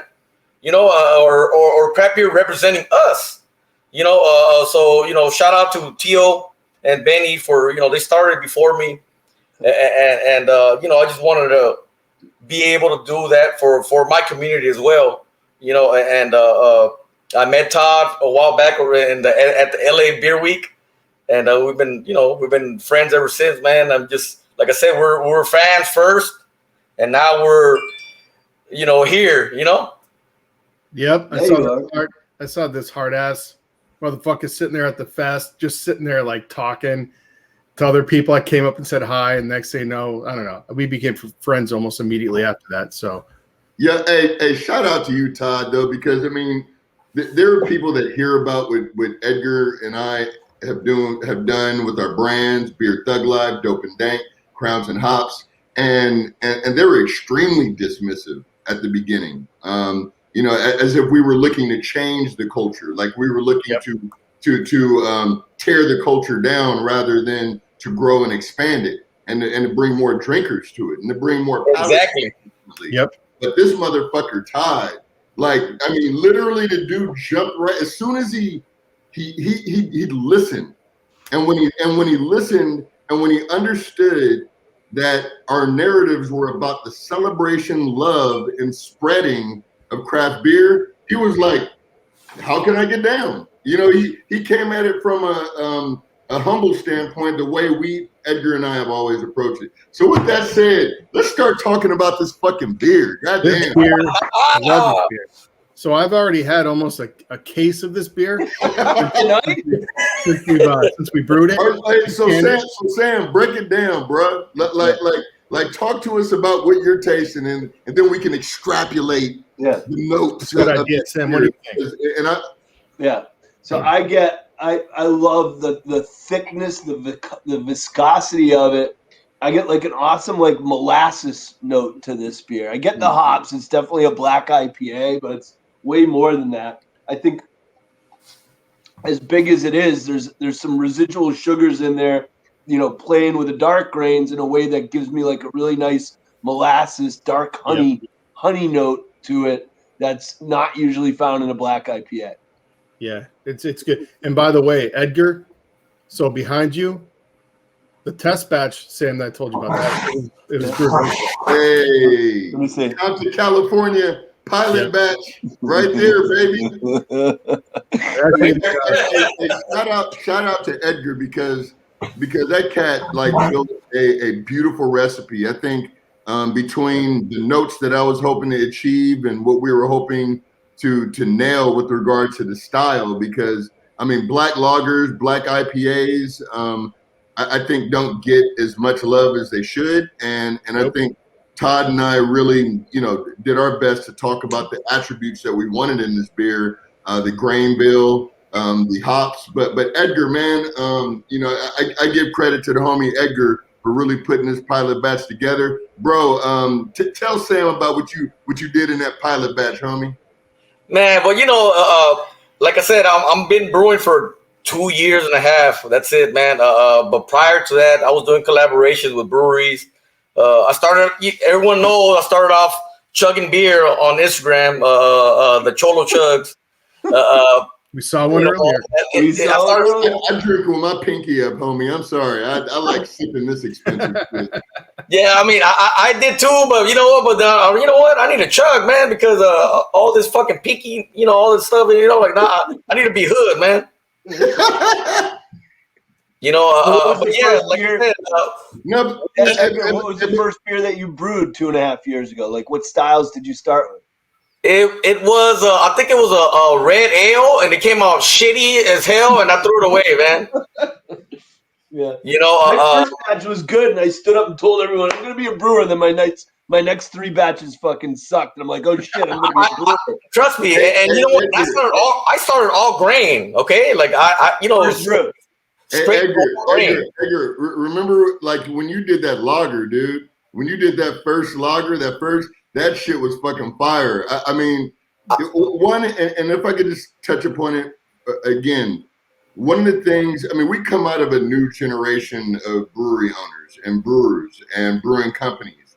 We came from the internet. That was the easiest way for us to connect with our social media. You know, shout out to your wife Sam, who has done that brilliantly for your brand for years. But we took pages out of that book and we expanded upon it because we knew that was the easiest way for us to get to our community. So our dedication to the liquid comes from the fact that we know we can't fail for our communities. So you know, we're characters. Yeah, we have a brand. Yeah, we come off as bigger than beer, but don't get it twisted. You know, we are just as dedicated to ensuring that this liquid is world class as any other brewer on the face of the earth. So exactly. You know, we don't own breweries yet. You know, so right now we're contracting with other breweries to brew, you know, our beers. You know, so I'm there all day long when it comes down to brew day. We make sure everything's right, and we learn from every single batch. You know, and it's just I love doing this. You know, every day. You know, very excited, man. You know. Edgar, what do you mean you don't have a brewery? Look right behind you. I mean, who gives a shit about scale? No one gives a shit about scale. If we all gave a shit about scale, we'd be fucked. There's only one brewery that wins the scale game, and that ain't any of us. Thank you, brother. Thank you, brother. Hey, you're one of the ones, man. You like I said, I'm excited. I'm a little nervous because, like, dude, Sam is here. You know, like, and we looked up to you a long time, you know, and you know, it's just like Todd, and now we're like literally right here, right now, you know, our moment, man. And so I'm super humbled and grateful to be here, you know. And you guys have brewed a beer that's a world class, beautiful beer. Yeah, you guys, the both of you bust ass to get where you are. Yeah, I mean, I love everything you got. I'll be honest, I haven't had enough Crowns and Hops beers. Oh, look at that. There you go. It's on Audible. Oh shit! Yeah. It's on Audible. I be listening to this shit while I be driving. I'm like, man. I need to pay attention to the road so I don't fucking spin out like this motherfucker did delivering. You've been listening to all the motivational fucking videos and shit, or what? All of that shit. And look, we always have to remind ourselves that we're students of this. I think, you know, with Crowns and Hops, one of the reasons why we left hops in the name of our brand is because we never wanted to forget that some people don't know about this shit. Mm-hmm. That it's so easy to lose people in our craft beer geekiness, and in the science of it, that we forget that some people don't even know what a fucking hop is. You know, and that's a lack of exposure. That's a lack of resources that may be available that would make that stuff available to our community. So, you know, we want to remind everybody that they're kings and queens and they're deserving. I love you, motherfucker. and you mean like not make it seem too pretentious or technical. Exactly. I know we have questions in the forum, and one of them I saw earlier is I just wanted to kind of pull it out right now. Hey, swing for the fences, y'all. No. Tell us about 8 Trills, Tio. 8 Trill Pills. We actually read a report by the W.K. Kellogg Foundation called "A Business Case for Racial Equity," and in that business case, the Kellogg Foundation points out that if we focus on racial equity today, that the country stands to see an impact of $8 trillion to the GDP, and by 2050, and we just saw that as being such a powerful statement because in craft beer, you know, out of the 8,000 breweries that are in the U.S., less than 1%. Oh, hold on, we going uniform change. Yeah, you got to put them on, dog. Sam still has hair, so he's all good. Yeah, out of the 8,000 breweries, less than 1% are black owned. So we created an initiative called the Atro Pills. We partnered with Brewdog, our homies over in Scotland, brewed a beer over in Scotland, in Columbus, in Inglewood, and in Berlin. 100% of the proceeds of that beer went to organizations focused on racial equity. And then we raised a fund of $100,000 that we gave to black-owned breweries that were in need. So Montclair Brewing in New Jersey was able to buy a new canning line. Policy Beer in Cedar City, a black-owned brewery in Cedar City, Utah. We were able to help the brewing system. Rhythm Brewing in Connecticut, one of the only black-owned women that owns a brewery next to Celeste, was able to get a marketing budget. Patuxent in Maryland, and I'm missing one, but it'll come to me later. But we want to make an impact. The more black-owned breweries that exist, the more people can see themselves in this industry, and it expands it. The more people that are going to get Dogfish, the more people are going to get Beer Thug. You know, it's not a win-lose game. You know, it's a strategy for economic growth. So that's Atro Pills. And we're getting ready for 2021, so we need you, Sam. That's the hat. Throw that up again, Taylor. Let me see. That's cool. That's cool. It's a damn good beer too. Damn good beer. So, and Edgar, real quick, man, tell everyone a little bit about your journey too. I mean, going from cholo chugging to now. No, literally going from cholo chugging, but now you're full time. You're in this, man. You are brewing. You're releasing beers all the time, selling them out. You know, like I said, I started as a fan of craft beer. I mean, I love everything about craft beer. The community. Hey, hold on, so you don't get slapped tonight. Shout out to Maria, his wife, who puts it down. Like you should have totally remembered her name with Sam on. We got it right now. Quick shout out to all the women right now. Otherwise, we'll all the better halves. Yep. Okay, so as I was saying, I started as a craft beer fan, and went to all breweries and all across the country, and we just loved it. And we saw an opportunity to, to start making our own beer. We started doing collaboration with breweries. Breweries all across the country started sending us beer, and they want to collaborate with us, and we were able to start, contract brewing with some of the breweries. And my main thing is to bring craft beer to the hood. We are always showcasing beers and telling people that there's better choices in beer. And, I'm just fucking excited, man. Hey, one thing I will say about Edgar and that effort, this motherfucker will get in a truck and deliver this beer in the hood where no one is going, where none of these distributors are going, where none of these salespeople are going. And the whole shirt means is because we love it as much as anybody else. But if the options aren't there, then how the fuck are we going to get bit by the same bug that Todd and Sam got bit by? Yep. We drink a lot. Us Mexicans, we drink a lot of beer, dog. I'm a big fan. You weren't joking though. In Compton, there's like nothing. There's zero craft beer. There's more liquor stores here in Compton that I'm pretty sure than any other place in the country, man. Like literally every corner there's a liquor store, and all they have is mass produced. You guys already know, man. And it's crazy. As you get closer, it's like you're, Redondo Beach, then El Segundo, then Hawthorne, then Watts and Compton. The beer I remember going to a family barbecue in Compton, and I forgot beer, but I'm like, I'll just pick it up. Biggest mistake. I could not find a decent craft beer in my life. But with that said, and Edgar, tipped the nod. And by the way, shout out to my partner, Benny Ashburn. She takes all her nod. What up, Charlie? Hey, Charlie Bomb. Charlie Bomb. What's up, Charlie? Charlie Bomb, we're drinking, Charlie. Go ahead, tell us what's funny. My cat, actually, it was just getting beaten up by mommy because she likes that stuff.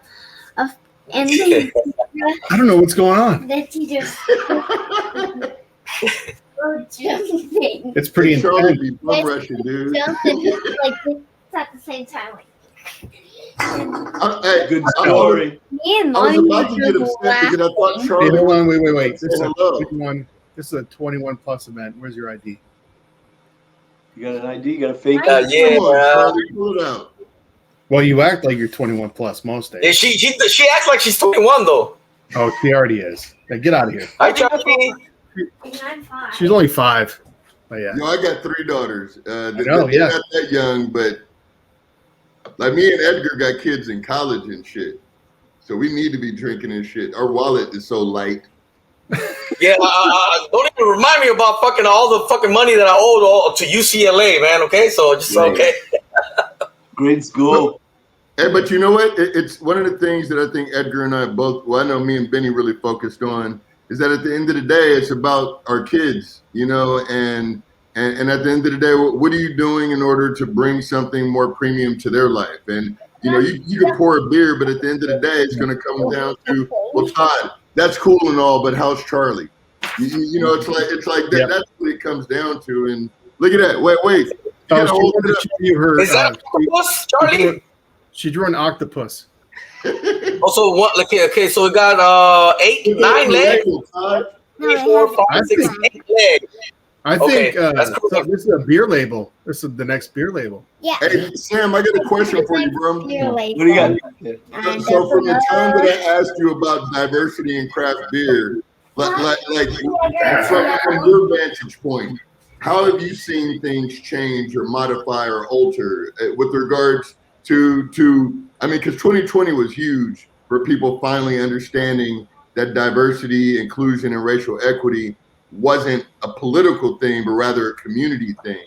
So I'm curious to know from your vantage point, kind of how you see, how have you seen things change at all? I think, like you said, I think 2020 was the year that it came into the dialogue to a degree that it had not. You know, whether it's the Brewers Association dialogue or the craft festival dialogue. But I think we're making good steps in recognizing we have to make faster, bigger steps. I got to give shouts to Maíra because she really works hard on that initiative for our company. So we know we have room to grow, but I think we're finally having the right conversations, even though the growth is not where we all want it to be right now. Hey, on that note, thank you for the words, but we're going to take some words from the forum. Okay. Here we go from Massachusetts. Cheers, Thug Life, big fan. Nice. Oh, can we initiate a group chug again?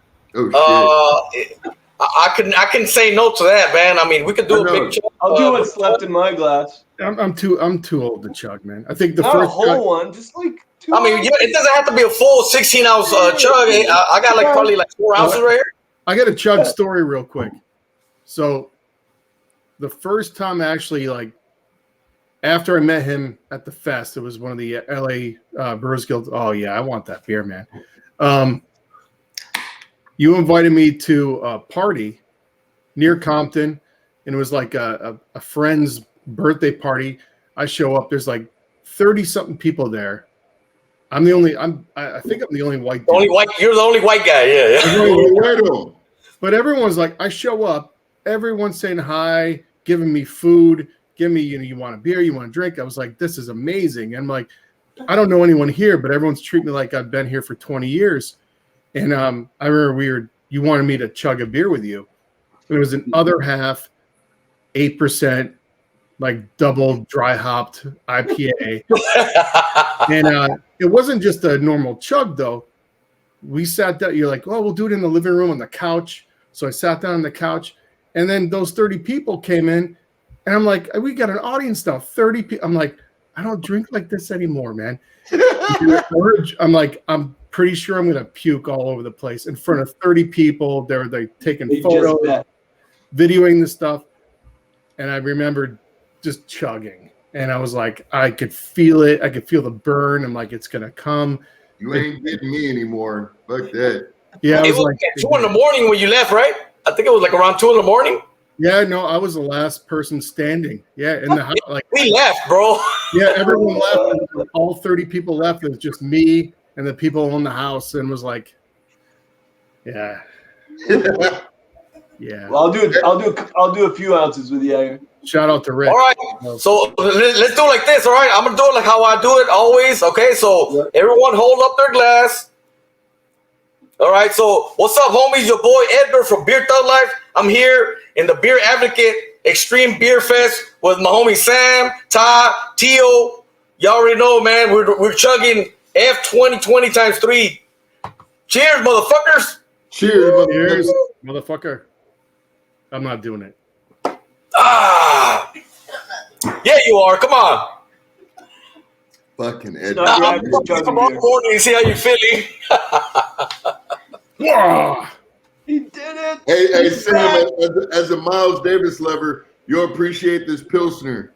This is something that we created called Miles to Italy. It's our Italian Pilsner, and it's dedicated to Blue Note albums. Wow. Wow.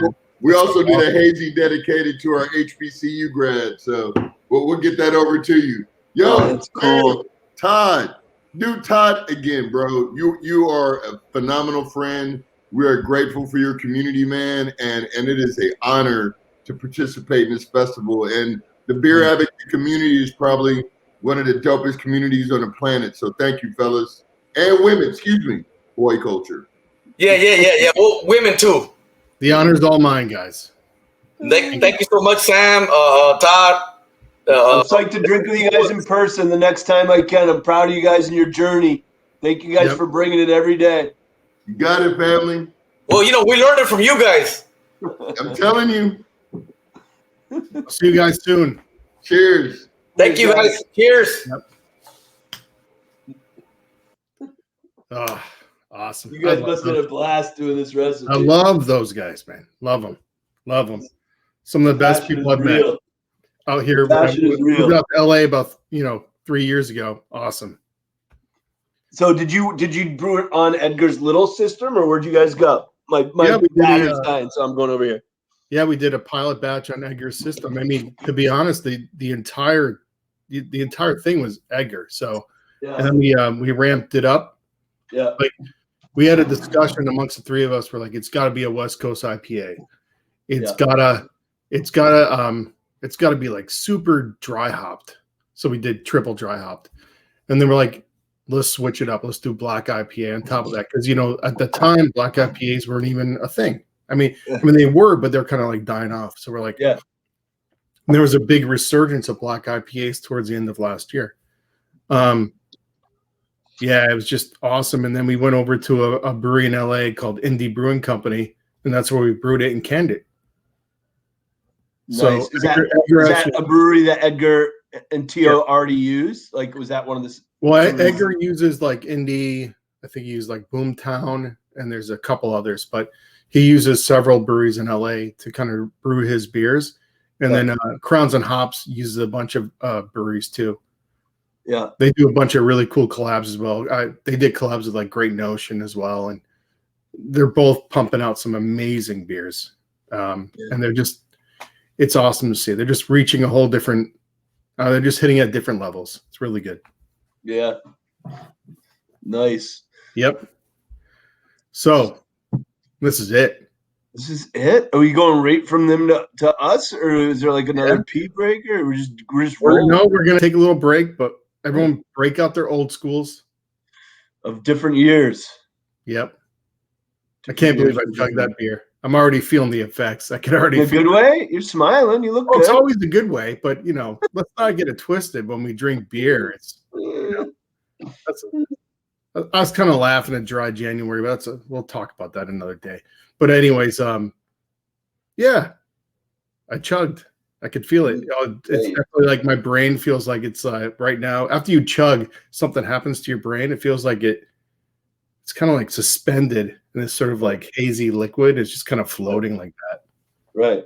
It's like it was tethered like with a chain to the bottom of some ocean. And when you chug, the chain broke and your brain gets... That's right. My brain just kind of like floats and like I'm probably going to solve some awesome problems for the world, but it's only going to last for about 5 more minutes. So right, well, go hard while you can. Well, I'm going to try to solve those problems on the break. Grab your old tools. We're coming back in about 3. How many minutes? 3. 3 minutes. All right. That's the magic number. All right.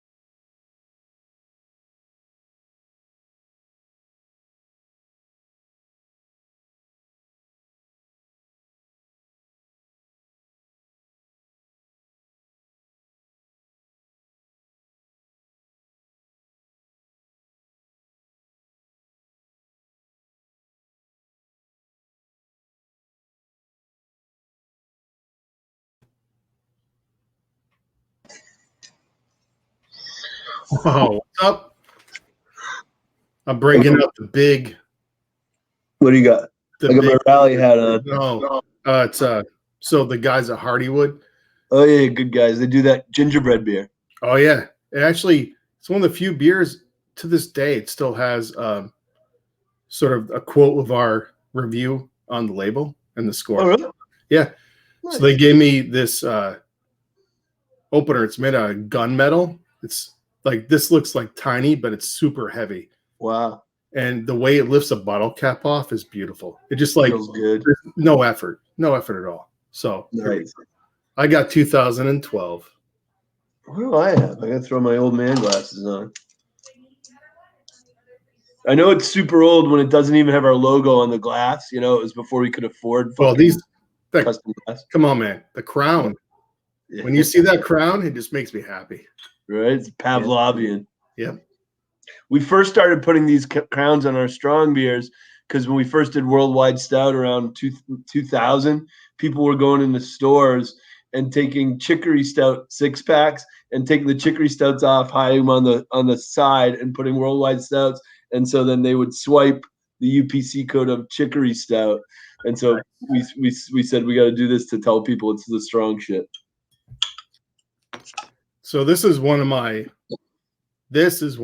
favorite beers from yours. This and Burnt Baton. I don't know why. First time I had Burnt Baton, I just connected, and I love that beer. Yeah, and that was a pretty early wood aged IPA, right? I mean, we've been doing that. This is right up there. This is a great one. So cheers to everyone that participated in the virtual EBF. Another massive, massive cheers to Halftime Beverage, the logistics that went into that. The entire Beer Advocate team, Talia, Britt, the whole team, Trish from our side. Those are the folks my toast is going to, all the folks behind the scene. Mine's going to everybody. Oh, and, nice. and to Charlie. Including Charlie, one more bomb. This is your last bomb. Charlie bomb. Charlie bomb.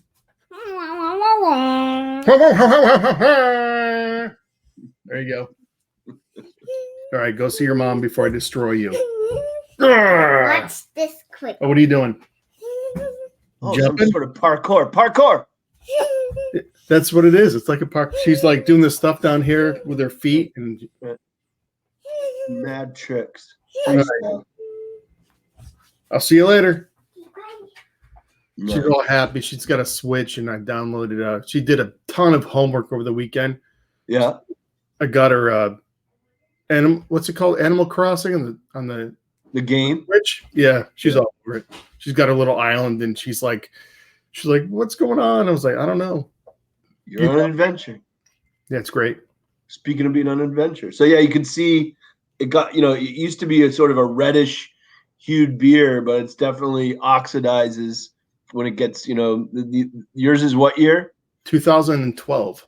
So it's pretty much a decade old beer, and I'll tell briefly the story of it, and so the logo. You can say who's coming on as our guest. It's you. It's just us, buddy. Sorry, that's it. We're here all night. Stuck with me. But the label. So the story came when I used to be our only salesperson. I was also our only truck driver, and so I would bet this is in the era of CDs, and I got a CD collection of Alan Lomax, who was this famous musicologist that went around the country recording early musicians, and he did an interview with Woody Guthrie, and Woody Guthrie, he said, "Hey, Woody Guthrie, I heard you used to brew beer." And he's like, "Yeah, I was a home brewer," and remember that homebrewing was illegal, right? Yep. Prohibition and stuff. And he tells a story about how he and some of his buddies, hobos on a train, were brewing homebrew, and the kit said, add 1 yeast packet and wait 2 weeks. And so in the interview, he goes, "So I got to thinking, if I add 14 yeast packets, I can just wait 1 day." Right. And I just started bursting out laughing while I'm delivering my 2 pallets of beer. And I wrote it down.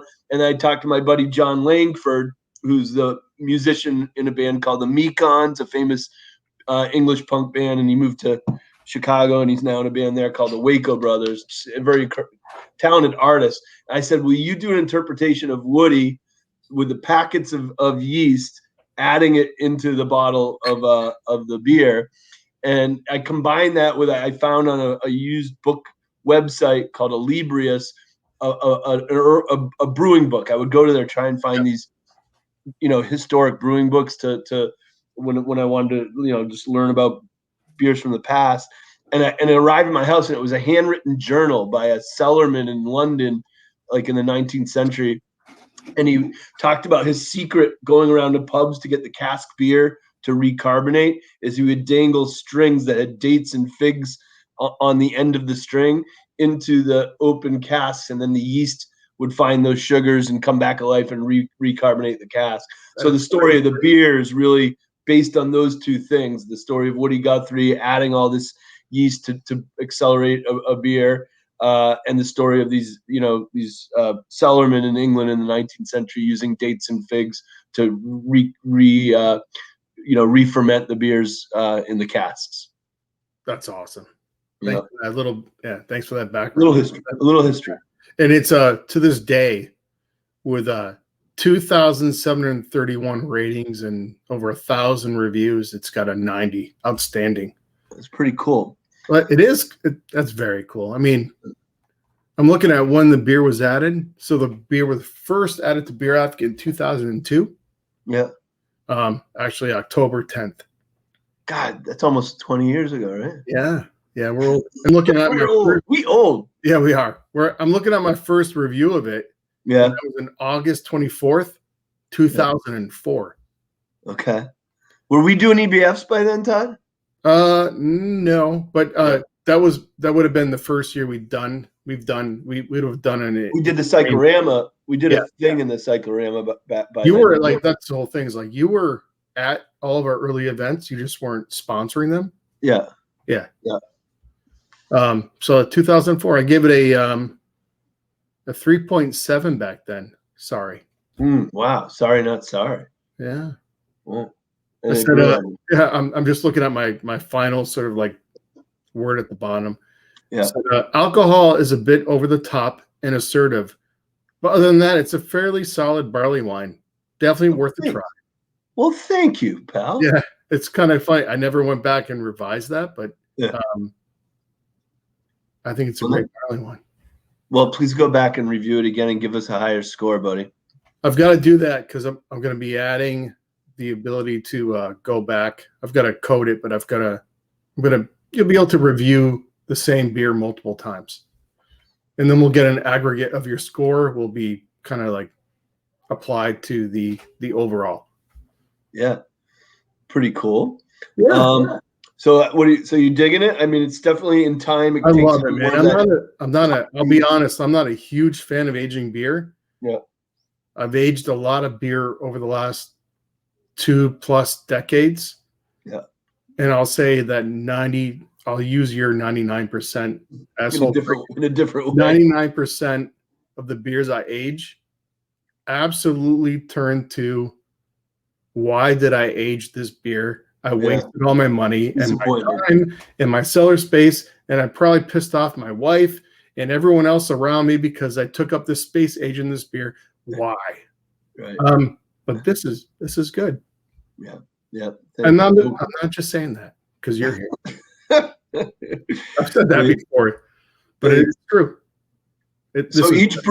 Each brewer's gotten to chat a little bit about what's on the horizon for them. I'm going to give up my time because we've talked about both Hazy O and Old School over the last 2 days, and I'm going to flip the question to you, Todd. Like, what are you excited about on the horizon for BeerAdvocate? You just mentioned some coding to make the site more like user friendly. Do you do like your own like Wayback Machine for reviews? What's some other stuff on the horizon that you think the folks that are tuning in would be psyched to hear you guys are working on?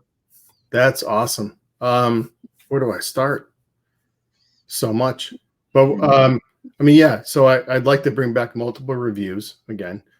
I think we'll see more of this, but as it sort of goes back to in person, I do think we're going to see sort of integrated sort of virtual events with the in person. I think that's going to be the sweet spot. So it's like, because not everyone can get to Boston, right? Even though a bunch of us will be in Boston, right? Well, we're going to do Extreme Beer Fest in Brooklyn. That was supposed to happen, last year. Yeah. So we're not, not everyone's going to be able to go to Brooklyn, but how can we bring that to the consumer who can't be there? So maybe we do a select number of beers from the fest, and we ship it to you, and then you and I hit the fest floor. Oh, Charlie Baum. That's your last one. Bon Charlie. What's going on? Charlie bomb, Charlie bomb. She's doing her last hurrah bomb. She's climbing up the back of my chair. Parkour. I've been in this spot before, though. I know what's going to happen next. She's going to tackle me, and that's it. And I'm going to have to. There might be some. I might have to flip you. There we go. We flip. Oh my gosh. There we go. Synchronized swimming on land. I've done this so many times. Aerobics.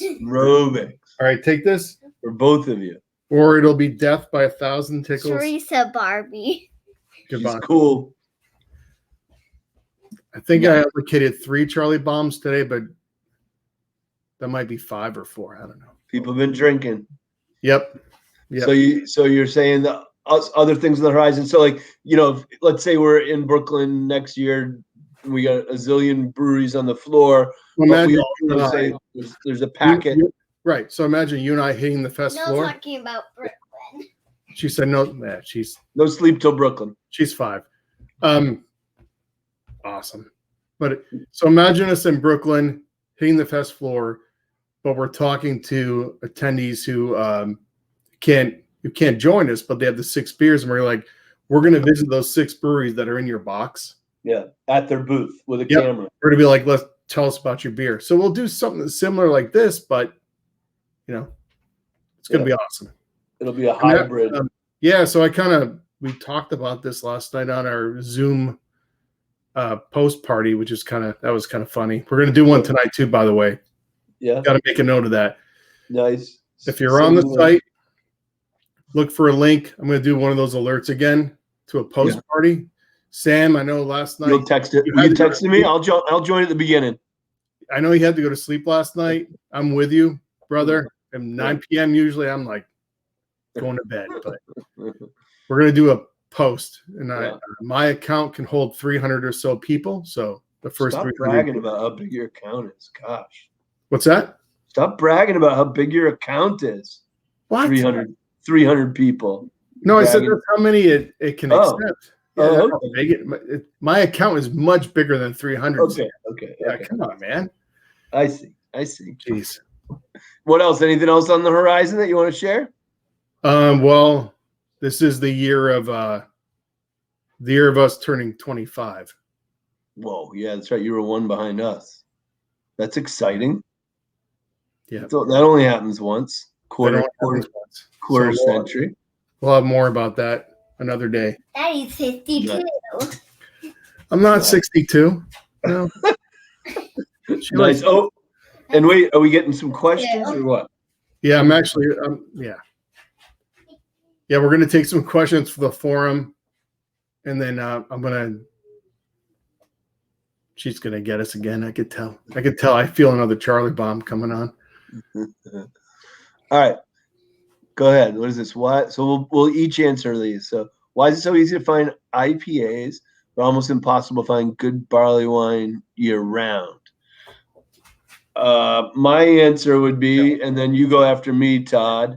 You go first. I'm going to mute myself and take care. I'm going to destroy this kid. He means that in the most loving, fatherly way. So my answer would be, I think it's just a factor that the style is so usually rich in alcohol. Usually English variant of barley wines, usually 8 ABV and plus. Seems like Americans probably closer to 9 or 10 ABV plus. So they're beers that tend to be drunk, less frequently and usually in the cooler months. So they're just not as ubiquitous as IPAs. But I do think it's an underrated style, and I wish there was more of them out there. Frankly, I don't really drink barley wines in the warmer months. I don't really crave them in the warmer months. But for me, the ideal months are the winter months. And late fall months to enjoy them, especially if you can be outside by a fireplace or inside by a fireplace. That's the perfect barley wine climbs, if you will. That's my answer. What's yours, Todd? Why don't you see more barley? You're still muted. Why don't you see more barley wines year round? I missed most of that, but because I had to go chase down a kid. But I forget the brewery, but way back in the day, I want to say it was a New England brewery, but they were doing seasonal barley wines. Might have been like Cambridge Brewing Company, maybe. That's something Will might have done. Was it Pretty Things? I don't think so. No, I don't remember, but it was from there. Yeah, Britt says. Britt said it was our old pal Will. It was yeah, our old pal Will. Will was doing these seasonal barley wines, and it was beautiful because you had these heavier barley wines during the winter season, the fall, and as things lightened up in spring and summer, he'd have these summer barley wines, which were much lighter, but they were still very heady. Yeah. Yeah, it was Cambridge. Yeah, Will's one of the great creative I brewers. think you got to get it. You know, I hate the sort of like seasonal sort of fixation on styles. I think they all have, you know, a place and time. And I remember going to Tortola years and years ago, and it was funny because people are like, "Oh, you know, what are you drinking when you go out there?" I was like, "We were drinking stouts, 100% of the time." Yeah, they're like, and, you know, we're like 89-degree weather drinking stouts, foreign export stouts from like Denmark, and they're all imported, of course. And I was like, you got to get rid of that seasonal mentality. I know it's like a marketing thing, but yeah, and it goes both ways because we released a beer like 10 years ago called Piercing Pills, and we intentionally people were talking about in the forum. Really, yeah, we intentionally did it as a winter pilsner, and the distributors and retailers like no one drinks pilsner in the winter. To your point. Yep. Are you gonna? What's up with that beer? We haven't made it in like 10-ish years. We got to bring back Piercing Pills, you think? You have to bring it back. Really? It was so good. I love it. Yeah, look, Britt's Thanks, like, bro. bring it back, Sam, all caps. Yeah. All right, I'll tell our team. We are fucking with the pills right now, but it's not Piercing. You are? Pills. We are, yeah. We are. I'll send you somebody. Right. And Brian Selders, who's, you know, our brewer in Rehoboth, and Mark Safrick worked on the recipe, and Brian's won medals for Pilsners at GABF, so we can make good ones. So we too are believers in that style. I just don't know about the winter. We'll crank it back down. Oh, yeah, actually, you know what? No. Stop right here. Let's take some questions because I know there's a ton Okay. posted. Let's take Let's some. do it. There we go. What's the oldest 20?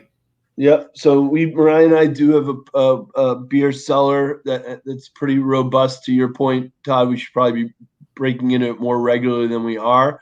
I don't have a lot of old ones because that was in the era when we started making worldwide and 120 around 1999, 2000, 2003. Those were the years where Dogfish was barely profitable. So I had to sell every ounce of the beer just, you know, to make payroll. So we were not good about holding the early ones back.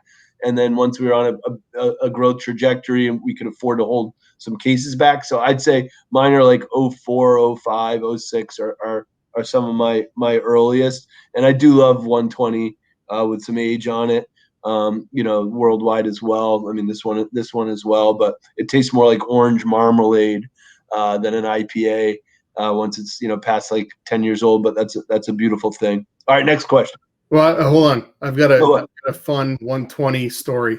It's not when I did that thing in the pool hall that time. No. That okay. Remember the cone of silence? Oh, right. Yeah.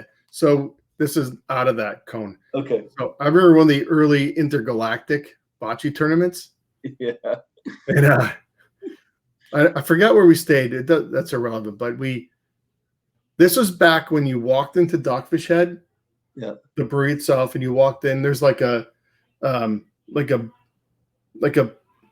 area, and you're just like pouring beers. Yeah. But you opened it up. You opened up the brewery. I've heard. This is off the record, right? Yeah. No one's listening. So you had tanks of no one's listening.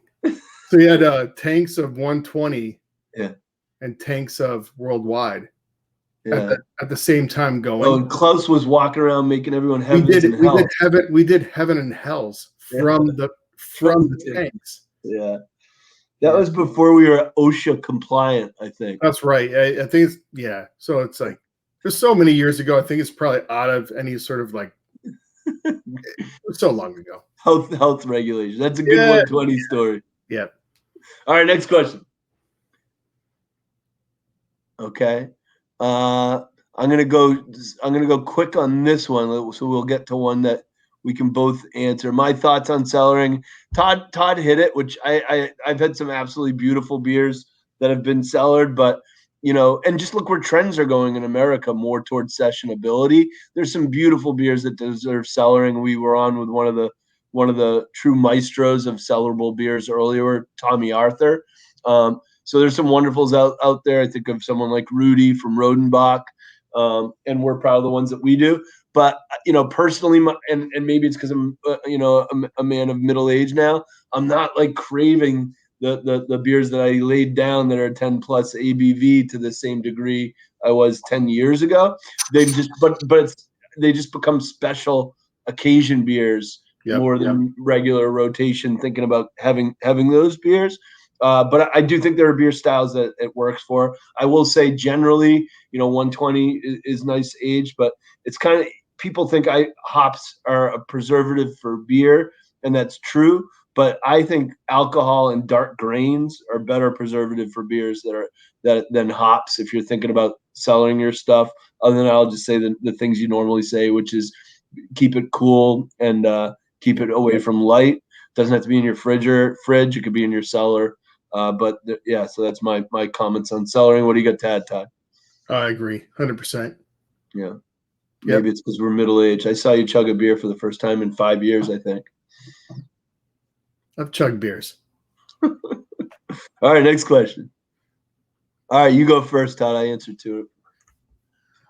Style, I'm just going to say category, lagers. Lagers. You knew that was coming. Lagers. And you can help this by bringing back piercing pills. I promise you there will be a Pilsner coming announced from Dogfish soon. And if people dig this one, it might lead to the return. Look at Brett. She's all like, bring it back. Bring it back. I hear you, Brett. Baby steps. So yes, I agree with you. And shouts to our buddy Tim up at Oxbow and Agostino in Italy. What they've done to just bring the pride of Pilsner back, because it was a maligned style, because the world's biggest brewery starting putting the word Pilsner on labels that had adjuncts and corn and rice and so the craft community kind of took that style back and has put it on a trajectory. I think that it's ready to reach the masses again. Yep. I guess we got to take one more question. I've been told to wrap. I don't want to wrap it up. I want to hang out all Keep night. going. We're streaking the quad. I know. We're streaking the quad. All right, one more, Brett. What do you got? Oh, nice. Lager.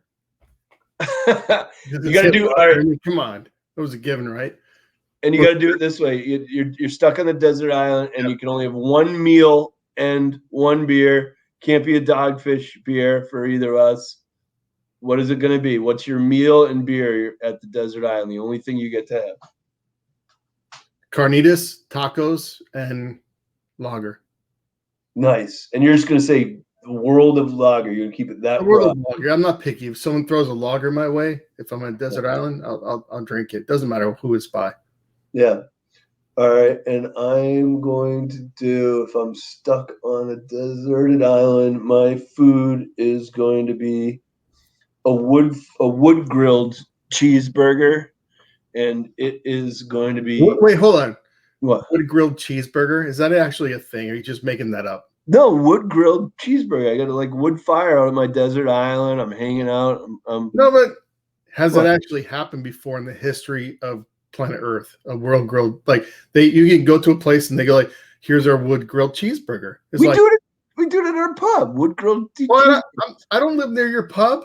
I'm like 1,000 billion miles away. But it's gonna be still a wood fired burger. Yeah, your wood grilled pizza going on, and next to it there's burgers going at the same time. Is that happening? Yes. And I'm gonna pair that burger with Celebration from Sierra, because there's one of the I cut my teeth on Sam Lager, Sully. So good. Chimay Red. But I'm going to say Sully on the island with my burger. That's a good one. That's a good one. All right, that's how we're going out, my friend. Now what are we doing? I don't know. I think we should do the or to remind everyone about the Zoom post. So look for the alert. You're going to see a little alert at the bottom of the website. Yeah. And also this after they try to sell you some shit, you're going to see a link to the post. So please buy some shit. 25% off. Buy some shit. Yeah. Just go to the website, click on gear, buy some shit. Yes. After you do that, and then come join us, because there's at the bottom, lower left-hand corner, there's gonna be a little alert. Join the Zoom. Nice. Last time was awesome, so I'm hoping tonight will be even better. Cheers to everybody who made EBF 2021 magical from afar. Cheers to all of you. Cheers to all of you. See you on the other side. Thank you, Dan. Thanks, Halftime. Thanks to all my Italian. Thank you, Britt. Workers. Thank you. Cheers. Cheers.